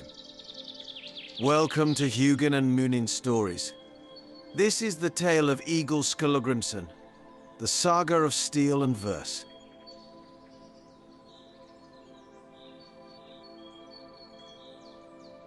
In the age of shadow and fire, when the winds of the north howled with the spirits of old, there was born a child destined to carve his name into the stones of history. This child, Egil, came into the world beneath the looming mountains of Iceland, where the land itself was forged by the hands of ancient gods and tempered by the fierce will of its people. His birth was marked by omens, the sky split by lightning and the ground trembling as if to herald the arrival of one whose life would be as tumultuous as the elements themselves. Egil's father, Skallagrim, was a man of immense strength and unyielding will. A blacksmith by trade and a warrior by blood, his hands shaped iron and fate alike. Skallagrim's forge was a place where the very earth seemed to tremble with the heat of creation, and it was here that young Egil took his first steps into a world that would forever be marked by fire and fury. Skallagrim's hammer rang out like the war drums of the gods, each strike a reminder of the harshness and strength required to survive in the unforgiving land of Iceland. Egil was forged in this fire, not just by the molten metal his father worked with, but by the fierce and wild nature that Skallagrim embodied. From his earliest days, Egil was a storm embodied, a tempest in the form of a child. His eyes, dark as the depths of a winter's night, held a fire that belied his years. Even as a boy, he was prone to fits of anger and moments of quiet contemplation, a duality that would come to define his life. At the tender age of 7, the first stirrings of his destiny revealed themselves in a violent outburst that left a playmate dead, a dark omen of the bloodshed that would follow him like a shadow. This act, though shocking, was not entirely unexpected by those who knew his lineage, for Egil was born into a family where strength and ferocity were as much a part of their heritage as the land they tilled. But Egil was not just a creature of wrath. Beneath the surface, there was a deep well of thought and emotion, a gift that set him apart from the warriors who surrounded him. In the quiet moments between battles, Egil would retreat into himself, weaving words into verse with the same skill his father used to shape iron. This gift for poetry was as much a part of him as his sword arm, a thread of beauty running through the tapestry of his violent life. His verses, though often composed in the heat of battle or in the aftermath of bloody encounters, were filled with a sensitivity and awareness that seemed at odds with his fearsome reputation. The dichotomy of his nature, part savage warrior and part contemplative poet, gave rise to a legend that grew with each passing year. As Egil grew, so too did his reputation. Word of his deeds spread across the seas, carried on the lips of sailors and traders who spoke of the fearsome warrior poet of Iceland. Egil's voyages took him far from his homeland, across the stormy seas to the shores of Scandinavia and beyond. In these distant lands he fought and raided, his axe and his verses cutting deep into the fabric of the Viking world. His name became synonymous with both terror and awe, a figure who could inspire fear on the battlefield and move hearts with his poetry in equal measure. The sagas tell of Egil's prowess in battle, his fierce loyalty to his family, and his unmatched skill as a skald, weaving stories in verse that would outlive the very empires they chronicled. Yet, despite his prowess in battle, Egil's heart was bound by ties of blood and honor. When his father, Skallagrim, was wronged, the fire of vengeance ignited within him, setting ablaze a series of blood feuds that would consume years of his life. Among his many enemies, none were more formidable than King Erik Bloodaxe and his queen, Gunhild, whose enmity with Egil would become the stuff of legend. It was during these years of strife that Egil's most famous acts of defiance and his greatest poems would be born, each one a testament to the complex nature of his soul. Egil's battles against Erik were not just physical confrontations, but clashes of will and intellect, where words could be as lethal as swords. This ongoing feud became one of the defining conflicts of Egil's life, pushing him to the limits of his endurance and creativity. The hatred between Egil and Erik was as fierce as a storm at sea. Egil's defiance of the king culminated in a daring escape from the clutches of death itself, a night in York, where the gallows awaited him. But Egil, with his quick wit and sharp tongue, composed a poem in the dark hours of the night, a verse that praised the king's might even as it subtly cursed him. This was Hofudlussen, the ransom of the head, a work that would save Egil's life and become one of his most celebrated pieces. The power of Egil's words stayed Erik's hand, and the dawn saw Egil's head spared. Though the enmity between them only deepened, it is said that Egil composed this poem in a single night, his life hanging by a thread as he crafted the verses that would secure his freedom. The very act of praising a man he loathed, and doing so convincingly enough to win his freedom, speaks to the incredible skill and depth of Egil's poetic abilities. In the midst of this blood-soaked tale, Egil's heart was not immune to sorrow. The death of his son Bodvar, who was claimed by the unforgiving sea, struck Egil like a blade to the heart. In his grief, he composed Sana Torek, a lamentation that echoed with the pain of loss and the inexorable march of fate. This poem, a cry from the depths of a father's soul, stands as one of the most profound pieces of Old Norse poetry, a testament to Egil's inner world, where the savage warrior was also a grieving father. In Sanatorek, Egil's raw emotion and vulnerability are laid bare, revealing a man who, despite his formidable exterior, was deeply affected by the loss of those he loved. The poem is not just a lament for his son, but a meditation on the nature of loss and the inevitability of death, themes that resonate with the universal human experience. The depth of emotion captured in Sanatorek is a reminder that even the mightiest of warriors are not immune to the ravages of grief, and that the power of poetry can transcend the violence of the world around it. As Egil's fame spread, so did the legends that surrounded him. The sagas tell of a man who, despite his many enemies and the countless battles he fought, was also deeply loyal to those he called friends. One such friend was Arinbjorn, a powerful Norwegian chieftain who stood by Egil during some of his darkest times. In gratitude, Egil composed Arimbjarnarkvida, the Lay of Arinbjorn. It was a poem that extols the virtues of his friend and celebrates the bond they shared. Indeed, this poem is a reflection of Egil's capacity for deep and abiding friendship, a side of him that was often overshadowed by his reputation as a fierce warrior. It shows that even in a world as brutal as that of the Vikings, there was room for loyalty, camaraderie, and the kind of respect that transcends the battlefield. As the years passed, Egil's hair turned as white as the snow that blanketed the land he called home. Yet even as age crept upon him, his spirit remained unbroken. He continued to defend his family's honor and legacy, his mind as sharp as ever, his verses as potent as his sword. In his twilight years, Egil became a figure of wisdom, a storyteller whose life was a saga in itself, a tale of contrasts where the brutal and the beautiful intertwined.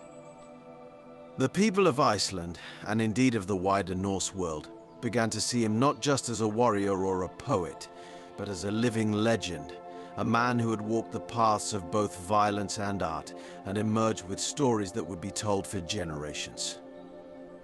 As he aged, Egil spent more time in reflection, his poems becoming less about the immediate struggles of the battlefield and more about the larger themes of life, death, and legacy. His later works, though fewer in number, were marked by a maturity and depth that spoke to the experiences of a life lived fully, with all the joys and sorrows that come with it. But as with all legends, Egil's life was not without its shadows. Some scholars, both in his time and in the centuries that followed, questioned the authenticity of the poems attributed to him. There were those who whispered that the verses that had so captivated the Viking world were not the work of Egil himself, but rather creations of later poets, eager to attribute their own work to a name as revered as his.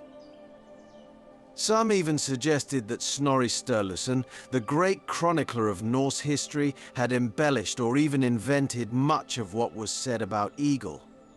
Snorri, who lived in a time of fierce political rivalry, had much to gain from associating himself with the legacy of a figure like Egil.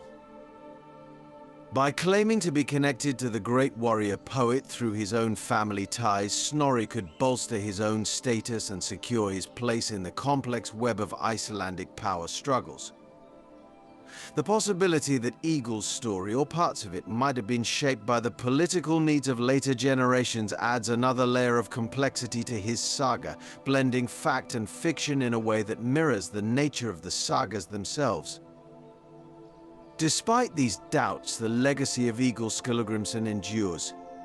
Whether or not every poem and every deed attributed to him is true, the image of Egil the warrior, the poet, the father, the friend, remains a powerful symbol of the Viking spirit. His story is not just a tale of blood and steel, but of the human capacity for creation and destruction, for love and loss, for pride and humility. The fact that his story has survived for over 1,000 years, continuing to inspire and intrigue, speaks to the enduring power of his legend. It is a testament to the way in which stories can transcend the limitations of time and space, connecting us to the lives and experiences of those who came before us. In the end, Egil Skallagrimsson's story is not just that of a man, but of an age. A time when the world was shaped by the deeds of those who wielded both the sword and the pen. His life, a blend of myth and reality, speaks of a world where honor and vengeance, love and loss were the very fabric of existence. And as the fires of the old world faded, Egil's verses lingered, echoing through the halls of time, a reminder that in the heart of every warrior, there lies a poet.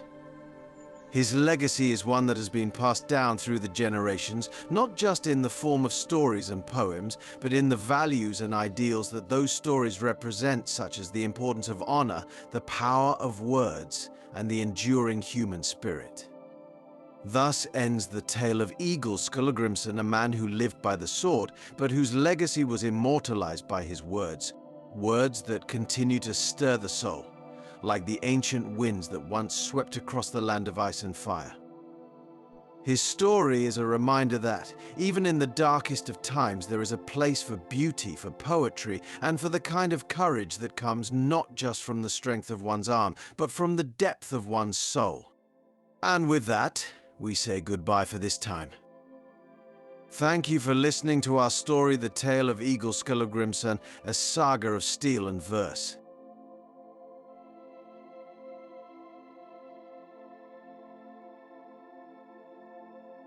In a time when the northern seas were ruled by dragon-headed ships and the world was still young, there existed a brotherhood of warriors whose names were spoken in both fear and reverence. These were the Jomsvikings, an elite band of Viking warriors bound not by blood, but by an unbreakable code of honor and loyalty. Their fortress, Jomsborg, stood on the mist-shrouded island of Wollin, where the river Oder meets the Baltic Sea. Indeed, a place of refuge, discipline, and the forging of legends. Under the leadership of the great chieftain Palnatok, the Jomsvikings became the most formidable warriors of their time, their fame spreading far and wide as they embarked on epic battles that would etch their names into the annals of history. Welcome to Hugin and Munin Stories. This is the tale of the Jomsvikings, the Brotherhood of Jomsborg.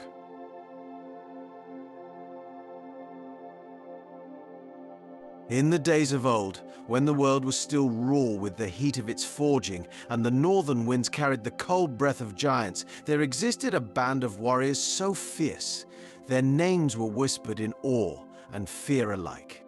They were the Jomsvikings, men of iron wills and stone hearts, bound not by blood, but by an unbreakable code of honor. Their saga begins on the rugged shores of the Baltic Sea, where the mighty river Oder meets the vast ocean, in a place where the mists never fully lift and the waves crash against the rocks with the fury of Thor's hammer. It was here, on the island of Wollin, that the legendary fortress of Jomsborg rose. Indeed, it was a bastion of stone and timber, a sanctuary for the most skilled and fearsome warriors of the Viking world. Jomsborg was no ordinary stronghold. It was a place of refuge and discipline, a citadel where the strongest of men were honed into something greater than themselves. The fortress stood as a testament to the might and cunning of its founder, the great chieftain Palnatok, whose vision was to create a brotherhood of warriors who would be bound not by kinship, but by an unwavering loyalty to each other and to the code they lived by. Palnatok was a man of legendary renown, known far and wide for his cunning in battle and his unmatched skill with the sword. But it was not his prowess in combat that set him apart. It was his ability to see beyond the immediate, to envision a future where the strength of men was not merely a matter of muscle and bone, but of heart and spirit. It was with this vision that Palnatok founded the Jomsvikings, a brotherhood that would become the stuff of legend. The laws of the Jomsvikings were as harsh as the northern winters, and only the bravest and most skilled could hope to be counted among their ranks. To join, a man had to be between 18 and 50 years of age, a master of his craft, and possessed of a courage that would not falter even in the face of death itself. Personal vendettas were forbidden within the walls of Jomsborg, for the Jomsvikings swore their fealty not to individual leaders, but to the brotherhood as a whole. Their loyalty to one another was absolute, and their dedication to the cause was unshakable. The Jomsvikings quickly gained a reputation as the most formidable warriors of their time. Their fame spread across the Viking world, from the frozen fjords of Norway to the rolling hills of England. In Jomsborg, the warriors trained relentlessly, honing their skills in the art of war. Their fortress was both a place of refuge and a crucible of discipline, where the weak were weeded out and only the strong survived. In the great hall of Jomsborg, beneath the flickering light of torches, the Jomsvikings swore their oaths of loyalty and prepared for the battles that lay ahead. The years rolled on, and the saga of the Jomsvikings grew, as did their influence. Jomsborg became a place of gathering for the bravest souls across the north. Warriors came from distant lands, drawn by tales of honor and the promise of a glorious death. Men from the eastern lands, clad in unfamiliar armor, joined their ranks, turning Jomsborg into a melting pot of cultures, each bringing new strategies, weapons, and tales of their own.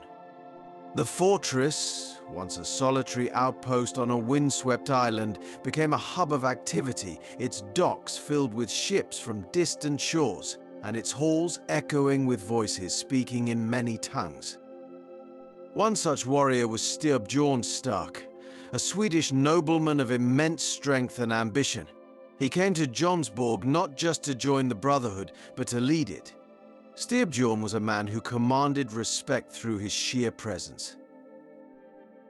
Indeed, he was a giant of a man whose reputation for ferocity in battle was matched only by his thirst for power.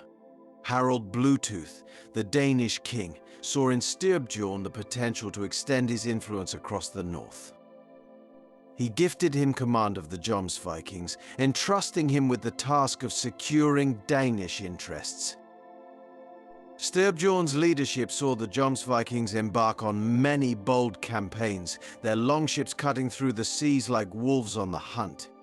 Under his command, the Jomsvikings became more than just a brotherhood. They became an army feared across the seas. Their raids were swift and brutal, their tactics honed to perfection. Villages burned in their wake, and the riches of distant lands filled their coffers. Yet with every victory, Styrbjorn's ambition grew, and so did the enemies of the Jomsvikings. Their most fateful moment came when Styrbjorn set his sights on the Swedish crown. Gathering his forces, he sailed to Uppsala, seeking to claim the throne by right of conquest. The battle that followed, the Battle of Fyrisvelle, was one that would forever be etched in the annals of Viking history. The Jomsvikings, led by Styrbjorn, charged into battle with the fury of a storm. But they faced an enemy not just of flesh and blood, but of fate itself. For Erik the Victorious, the Swedish king had made a pact with Odin the Allfather, who had promised victory in exchange for sacrifice. The battle was fierce, the ground soaked with the blood of warriors. The Jomsvikings fought with the courage of lions, their swords cutting down all who stood in their path. But the tide of battle turned against them. Erik's forces, bolstered by the favor of the gods, pushed back the invaders. One by one, the Jomsvikings fell, their bravery unable to overcome the weight of destiny. In the end, Styrbjorn was slain, his body falling among the countless others on the vast fields of Uppsala of the old. The Jomsvikings were defeated, their dreams of conquest shattered. Yet, even in defeat, the honor of the Jomsvikings remained intact. They returned to Jomsborg, their numbers diminished, but their spirits unbroken. In the great hall of their fortress, they honored their fallen brothers, their voices raised in songs of valor and remembrance. They swore new oaths, vowing to rebuild their strength and continue their quest for glory. The name of Styrbjorn Stark was spoken with reverence, his sacrifice a testament to the unyielding courage that defined their brotherhood. As the years passed, the world outside Jomsborg began to change. The rise of Christianity spread across the north, bringing with it new beliefs and new rulers. The Viking way of life, once centered on the old gods and the code of the warrior, began to fade. Yet, within the walls of Jomsborg, the old ways persisted. The Jomsvikings, though fewer in number, clung to their traditions, their fortress a bastion of the past in a world that was moving inexorably towards the future. But the forces of history could not be resisted forever. Sigvald Jarl, who had taken command of the Jomsvikings after Styrbjorn's death, found himself navigating a world where alliances shifted like the sands of the shore. He led the Jomsvikings into the Battle of Hjörungavag, where they fought valiantly against the forces of the Norwegian Jarls. Though they were ultimately forced to retreat, their bravery was unmatched, and their honor remained untarnished. Sigvald's most infamous moment came during the Battle of Svolder, where he betrayed King Olav of Norway. The Jomsvikings, once the most feared warriors in the north, had become pawns in the larger game of power and politics. Sigvald's decision to side with Olav's enemies to destroy his fleet was seen by many as a betrayal not just of the king, but of the very principles upon which the Brotherhood had been founded. It was a move that marked the beginning of the end for the Jomsvikings. The Jomsvikings, their numbers dwindling and their influence waning, found themselves increasingly isolated as the new Christian rulers sought to consolidate their power. The fortress of Jomsborg, once a symbol of Viking might, now stood as a relic of a bygone era. The Brotherhood, which had once been the terror of the seas, was now a shadow of its former self, its warriors scattered, its halls silent. The final blow came when Magnus the Good, King of Norway, decided to eliminate the last vestiges of the old Viking order. The Wends, who had once been allies of the Jomsvikings, refused to submit to Magnus's authority, prompting the king to take action.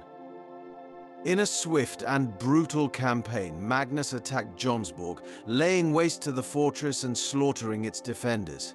The Brotherhood that had once ruled the seas was no more. Yet, even in death, the Jomsvikings were not forgotten. Their story was preserved in the sagas, their deeds immortalized in the songs of the skalds. The tale of the Jomsvikings is one of honor, loyalty, and the warrior's code that bound a group of men together in life and in death. It is a story that speaks to the complexities of brotherhood, the challenges of leadership, and the tragic consequences of war. And so, as the northern lights dance across the sky and the winds whisper through the ancient forests, the memory of the Jomsvikings still lingers.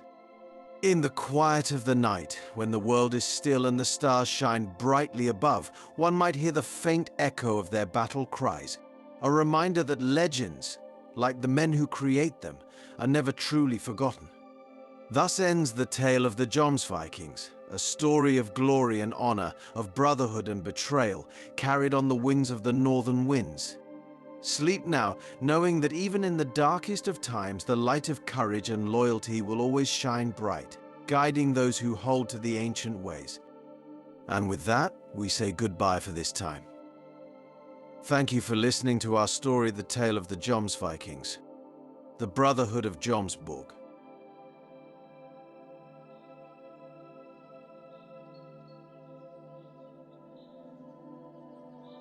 In the heart of Västergötland, where the waters of Lake Vänern meet the rolling plains, stands an ancient mound known as Skällandr.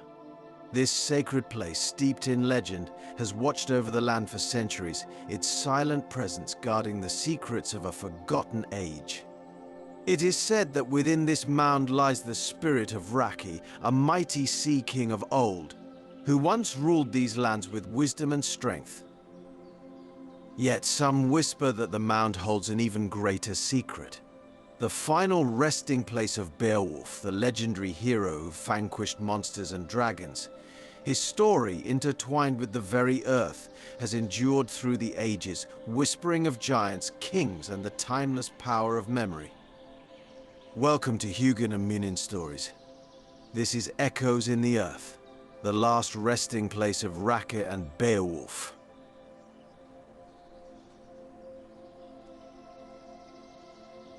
In the northern reaches of the world, where the long arms of the great Lake Vänern cradle the land in a cold embrace, there exists a place where time itself seems to hold its breath. This place is Skällandr, a mound rising gently yet imposingly from the earth, an ancient sentinel that has stood watch over the rolling plains of Västergötland for more than 1,000 years. The land here is steeped in history, where every stone and tree bears witness to the passing of countless generations. The air is thick with the scent of pine and earth, mingling with the briny tang of the lake that stretches out like a mirror, reflecting the stars above. It is a place where the past feels ever present, where the line between legend and reality blurs and shimmers like the mist that rises from the waters at dawn. Long ago, when the world was younger and the gods still walked among men, Skällandr was more than just a mound. It was a place of power, a nexus where the forces of the earth converged, drawing to it the great and the mighty, the wise and the strong.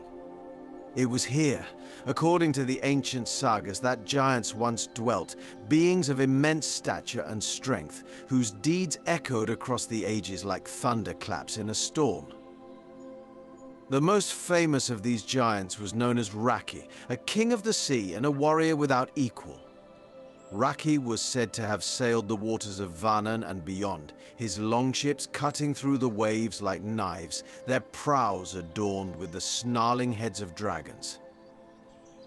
He was a king who sought not just gold and glory, but knowledge and wisdom, which he believed were the true treasures of the world. His quests took him to distant lands across the cold seas to the east, where he battled fierce tribes and plundered their hordes, always returning to Skällandr with tales of his adventures.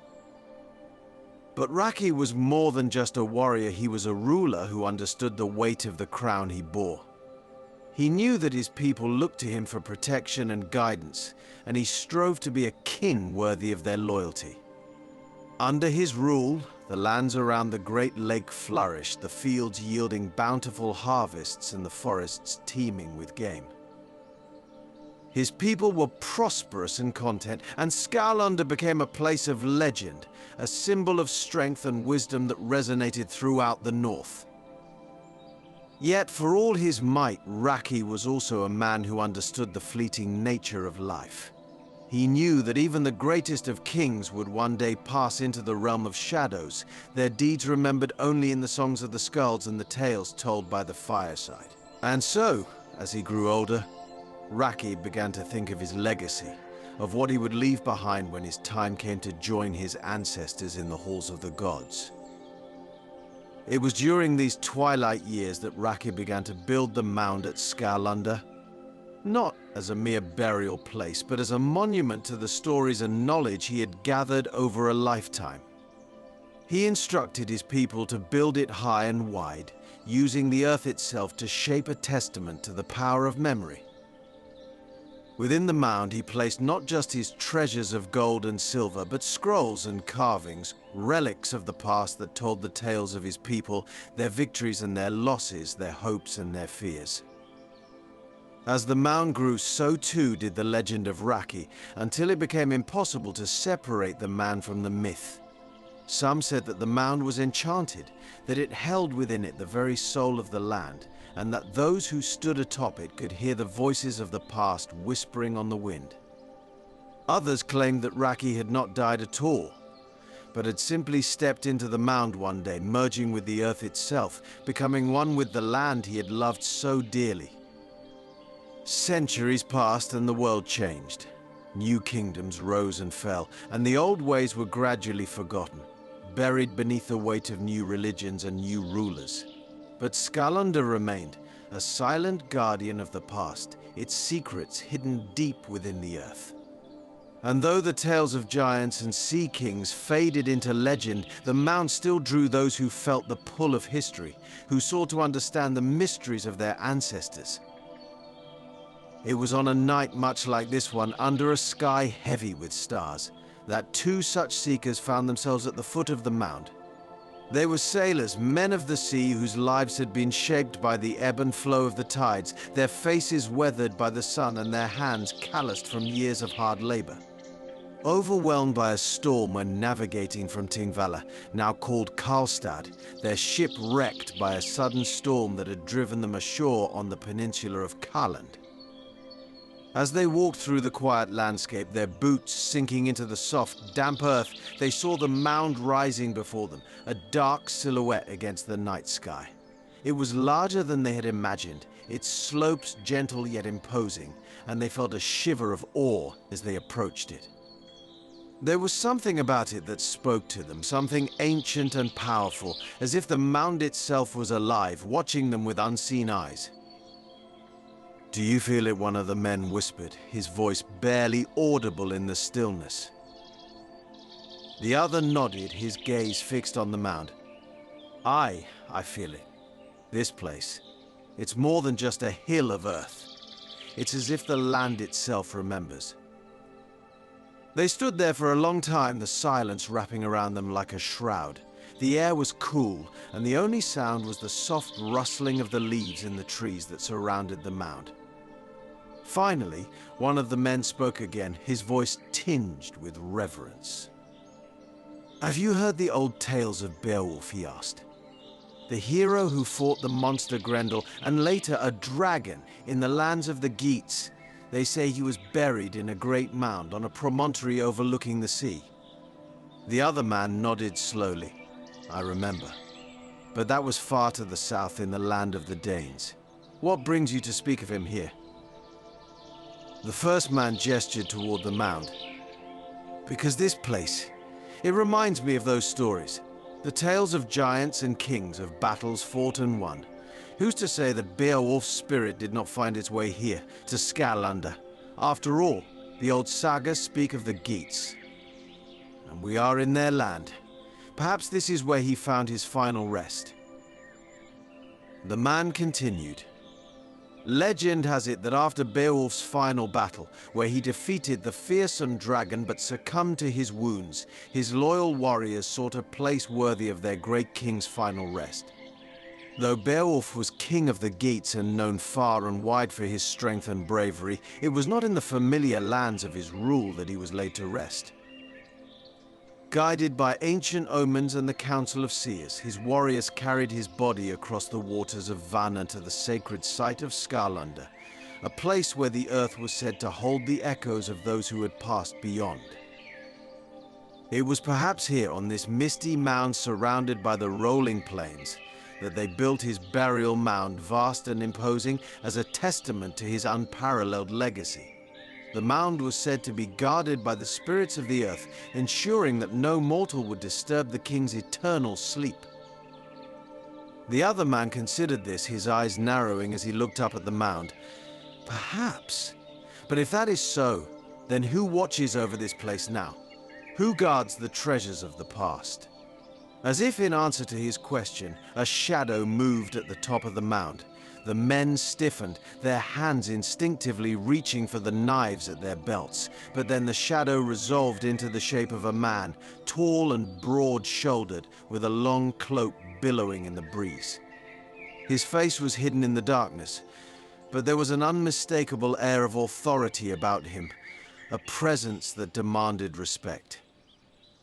The figure asked with a deep and resonant voice carrying across the night air, like the tolling of a distant bell. "Who?" The men hesitated, unsure of how to respond. Finally, one of them stepped forward, bowing his head in deference. "We are travelers, lost and seeking shelter. We did not mean to disturb you, my lord." The figure laughed, a sound that was both mirthful and sad. "Disturb me? No, you do not disturb me. I have been watching this land for longer than you can imagine, and few are those who have come to pay homage to the old ways. But you, I sense, are different. You carry with you the spirit of the sea, the same spirit that once filled my own heart." The men exchanged glances, their curiosity piqued. "Who are you, Lord?" one of them asked. Are you Raki, the Sea King of old?" The figure inclined his head slightly. "I am he who was once known as Raki, yes, but I am also more than that. I am the guardian of this place, the keeper of the stories that lie within. For though my body has long since turned to dust, my spirit remains, bound to the earth and the memories it holds." The men stared at him in awe, the old tales coming to life before their very eyes. "But why do you remain here, great king?" one of them asked, his voice filled with wonder. "Why do you not rest in the halls of your ancestors, where the warriors of old sing of their deeds?" Raki's gaze grew distant, as if he were looking beyond the veil of time. "Because the treasures I guard are not mere gold and silver, but the stories of my people. The knowledge that was passed down from one generation to the next, the wisdom that shaped our world. These are the true riches, and they must be protected, lest they be lost to the sands of time." He paused, his eyes returning to the present, fixing the men with a piercing stare. "But the world has changed. The old ways are fading, and the new ways seek to bury the past, to forget the lessons that were hard won by those who came before. I remain here to ensure that the stories are not forgotten, that the past is not buried beneath the weight of the present." The men nodded, understanding now the true nature of the mound and the figure before them. It was not just a burial place, but a living memory, a repository of the tales that shaped their world. And they knew, in their hearts, that they too were a part of that story, just as much as the kings and giants of old. As the night deepened, the figure of Raki began to fade, becoming one with the shadows. But before he vanished completely, he spoke one last time. "Remember this, travelers of the sea. The stories of the past are not just tales to be told by the fireside. They are the foundation upon which the future is built. Guard them well, and they will guide you through the darkest of nights." And with that, he was gone, leaving the men alone at the foot of the mound, the stars shining brightly above them. They stood there for a long time, pondering the words of the ancient king, before finally turning to leave. As they walked away, they felt a new sense of purpose, a connection to the land and its history that they had never known before. In the days that followed, the men continued their journey, sharing the story of Skalander and the Sea King Raki with all who would listen. They spoke of the mound that held the memories of a forgotten age, of the giant who had once ruled the waters of Vannon, and of the spirit that still watched over the land. And as they spoke, they could see the spark of recognition in the eyes of their listeners, the understanding that these stories were not just relics of the past, but living truths that could guide them in the present.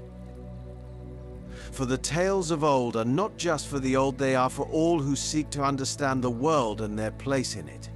They are the threads that connect us to our ancestors, to the land, and to each other. And as long as these stories are told, the past will never be truly lost.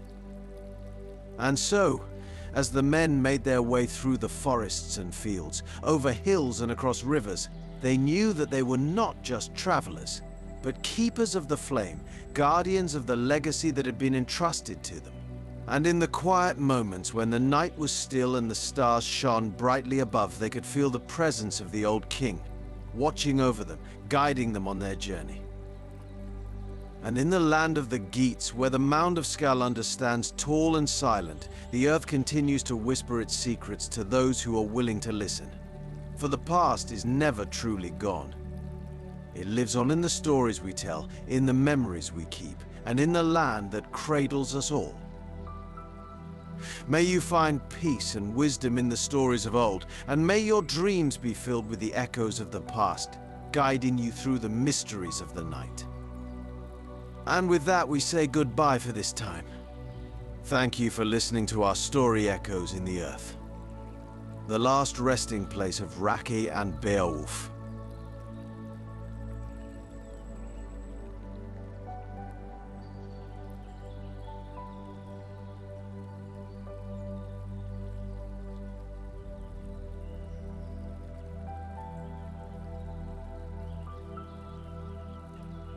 Long before the Vikings, the village of Skara Brae thrived on the windswept Orkney Islands.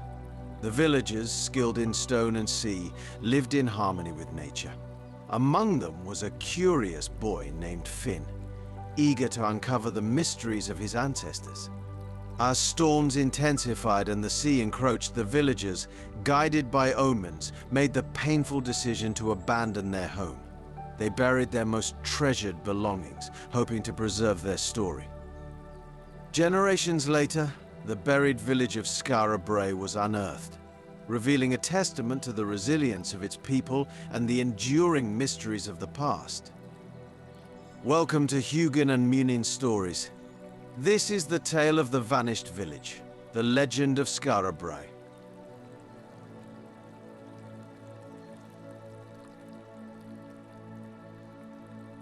Chapter 1. The Wind and the Whispering Stones. In the far reaches of the Northern Isles, where the sea meets the sky in a dance of eternal blue, there existed a village known as Braig Skara. The people who lived there were of the earth, shaped by the winds that swept across the Orkney Islands and the salt that crusted their shores. The village was a marvel of ancient craftsmanship, a place where stone houses stood like sentinels against the ravages of time and tide. These were not simple shelters, they were sanctuaries, crafted with a knowledge passed down through generations. The houses were interconnected by covered passageways, a labyrinth of stone that protected the villagers from the fury of the elements. Inside, the walls were adorned with carvings, indeed symbols of the sun, the moon, and the spirits that inhabited the land and sea. Every detail told a story, a record of the people's connection to the natural world. Among the inhabitants was a boy named Finn, born with the curiosity of the wind and the courage of the sea. Finn was not like the other children. Indeed, while they played on the beaches and fished in the shallow waters, Finn was drawn to the stones. He would spend hours tracing the carvings with his fingers, trying to decipher the meanings behind the ancient symbols. His grandfather, Eamon, was the village's lawkeeper, a man whose memory stretched back further than any other. Eamon had seen many things in his time, but nothing fascinated him more than the curiosity of his grandson. "You have the heart of a seeker, Finn," he would say as they walked together among the stone houses. "The stones speak to you as they spoke to our ancestors.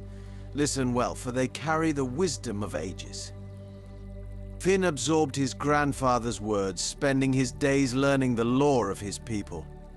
Eamon taught him the names of the gods who watched over them, the rituals to honor the spirits of the land, and the ancient songs that called forth the changing seasons. But even as Finn learned these things, a sense of foreboding began to grow within him, a feeling that something was amiss in their world. Chapter 2: The Gathering Storm. As the years passed, Finn's unease grew. The once predictable rhythms of the natural world began to shift. The winds blew harder, carrying with them the scent of salt and decay.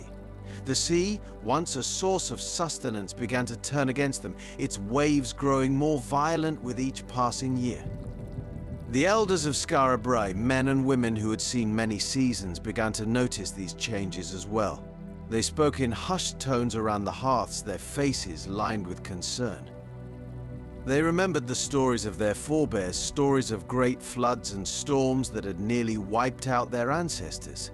These tales, once thought to be mere myths, now seemed to be coming to life. One evening, as the sun dipped below the horizon, casting long shadows across the village, the elders gathered to discuss what they had observed. Finn, now a young man, listened from the edge of the circle, his heart heavy with dread. "The gods are displeased," said one elder, a woman whose hair was as white as the winter snow. "We have strayed from the old ways, and now we are being punished. We must offer more sacrifices, more prayers." Eamon, who had remained silent until now, spoke up. "The gods are not cruel," he said, his voice firm. "They do not send storms out of spite. There is a balance to all things, and that balance has been disturbed. We must find a way to restore it." The elders nodded, but their eyes were filled with uncertainty. They had lived through many hardships, but this was different. The storms were relentless, the sea insatiable. The earth itself seemed to be shifting beneath their feet. Finn, sensing that the village was on the brink of something terrible, began to explore further afield. He walked the cliffs that overlooked the sea, searching for answers in the patterns of the waves and the cries of the seabirds. He ventured into the hills, where the wind howled through the standing stones, hoping to find some sign, some clue that would tell him what was to come. One night, as he sat alone by the sea, watching the moon's reflection ripple across the water, he heard a voice. It was soft, almost imperceptible, carried on the wind. "The time is coming, Finn," it whispered. "The time to choose." Chapter 3: The Choice of the Ancestors. The voice haunted Finn's dreams, filling his nights with visions of a great flood, of the sea rising up to swallow the village. He saw the stone houses submerged beneath the waves, the passageways filled with water, the carvings lost to the depths. But alongside these nightmares came visions of a different kind. A path leading inland, through the hills and forests, to a place of safety. He shared these dreams with his grandfather, who listened with a grave expression. "The gods speak to us in many ways," Eamon said, after a long silence. "Sometimes they show us what is, and sometimes what might be. These visions are a warning, Finn. We must heed them." The next day, Eamon called a meeting of the village. The people gathered in the central hall, their faces drawn with fear and fatigue. Eamon stood before them, his voice calm but resolute. "My people," he began. "The signs are clear. The storms will not cease, and the sea will not retreat. We have lived here for generations, but the time has come to leave this place. The gods have shown us the way." A murmur of shock rippled through the crowd. Leave Skara Brae. The thought was unimaginable. This was their home, the place where their ancestors had lived and died, where their memories were carved into the very stones. But Eamon's words held weight, and as he spoke of Finn's visions of the choice they faced, the people began to understand. They knew that to stay was to face certain destruction. Reluctantly, they agreed to leave, to seek out the place of safety that Finn had seen in his dreams. Chapter 4: The Exodus. The village was filled with the sounds of preparation as the people of Skara Brae readied themselves to leave their homes. It was a somber task, one filled with sorrow and a deep sense of loss. The villagers packed what they could carry. Food, clothing, tools, but they knew they could not take everything. Many of their most treasured possessions would have to be left behind. Under Eamon's guidance, they began to bury these items, placing them carefully into the earth. Finn helped his family with this task, his heart aching as he watched his mother bury a necklace that had been in their family for generations. His father laid his tools to rest with great care, as if bidding farewell to old friends. As they buried these treasures, the villagers marked the spots with carved stones, symbols of their hope that one day their descendants might return to this place and uncover the past. Finn placed his own carved stone, a symbol of protection and memory, on the spot where his family's treasures lay. He lingered there for a moment, feeling the weight of the moment, the finality of it all. Finally, the day came for the villagers to depart. They gathered at the edge of the village, looking back one last time at the stone houses that had sheltered them, at the fields they had tended, at the sea that had both provided and threatened. Then, with heavy hearts, they turned inland, following the path that Finn had seen in his dreams. The journey was long and difficult. They traveled through the hills where the wind howled and the land was wild. They crossed rivers and forests, their progress slow but determined. Along the way, they faced many challenges. A mix of harsh weather, wild animals, the ever-present threat of hunger. But through it all, they held on to the hope that they would find a new home, a place where they could rebuild their lives. Chapter 5: The Hidden Valley. After many weeks of travel, the villagers finally arrived at a valley nestled deep within the hills. It was a place of breathtaking beauty, with lush green fields, a clear running stream, and tall, ancient trees that seemed to touch the sky. The land was fertile, and the valley was sheltered from the winds that had plagued them on the coast.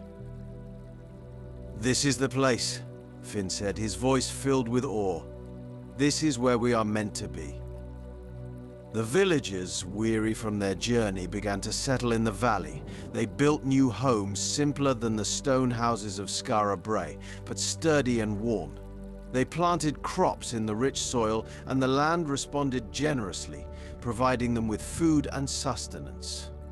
As the seasons passed, the villagers began to rebuild their lives. They adapted to their new surroundings, learning the ways of the land and the animals that lived there. Finn, who had led them to this place, was seen as a leader, though he was still young. His wisdom and courage had saved them, and the people looked to him for guidance. But even in this new home, the memory of Skara Brae lingered. The villagers often spoke of the village they had left behind, of the stone houses and the carvings, of the sea that had once been their lifeblood. Finn, too, thought often of the village, wondering what had become of it, whether the sea had claimed it entirely, or whether the stones still stood, waiting to be discovered. One night, as he sat by the fire, Finn heard the voice again, the same voice that had spoken to him by the sea. "The past is never truly lost," it whispered. "It lives on in the memory of the earth, in the stones and the soil. One day your story will be told." Chapter 6: The Return of the Story. Many generations passed, and the people of the valley thrived, their numbers growing, their culture flourishing. The story of Skara Brae became a legend, a tale told by the elders to the young, a story of courage and survival, of a people who had faced the wrath of the sea and had found a new home. But the earth remembers. Thousands of years later, in a time when the world had changed beyond recognition, a group of archaeologists came to the Orkney Islands. They had heard tales of ancient settlements buried beneath the sands, of villages lost to time and tide. They dug into the earth, peeling back the layers of history, and there, beneath the sand, they found Skara Brae. The stone houses, perfectly preserved, stood as a testament to the skill and resilience of the people who had built them. The passageways were still intact, the carvings still visible on the walls. The archaeologists marveled at what they had uncovered. a village that had survived the millennia, hidden away by the forces of nature. As they continued their work, they uncovered the treasures that had been buried by the villagers so long ago. The jewelry, the tools, the sacred objects. Indeed, each one a piece of the past, a connection to the people who had lived and loved in this place. And among them, they found Finn's carved stone, still marked with the symbols of protection and memory. The discovery of Skara Brae captured the imagination of the world. People came from far and wide to see the ancient village, to walk among the stone houses, to touch the carvings that had survived the ages. And as they did, they learned the story of the people who had lived there, of the boy who had led them to safety, and of the village that had been lost and found again. The story of Skara Brae lingers on, a bridge between the past and the present, a reminder that the earth holds onto the memories of those who came before. It is a tale of endurance, of the connection between man and nature, and of the mysteries that still lie beneath the surface, waiting to be discovered. And with that, we say goodbye for this time. Thank you for listening to our story, The Vanished Village, the legend of Skara Brae.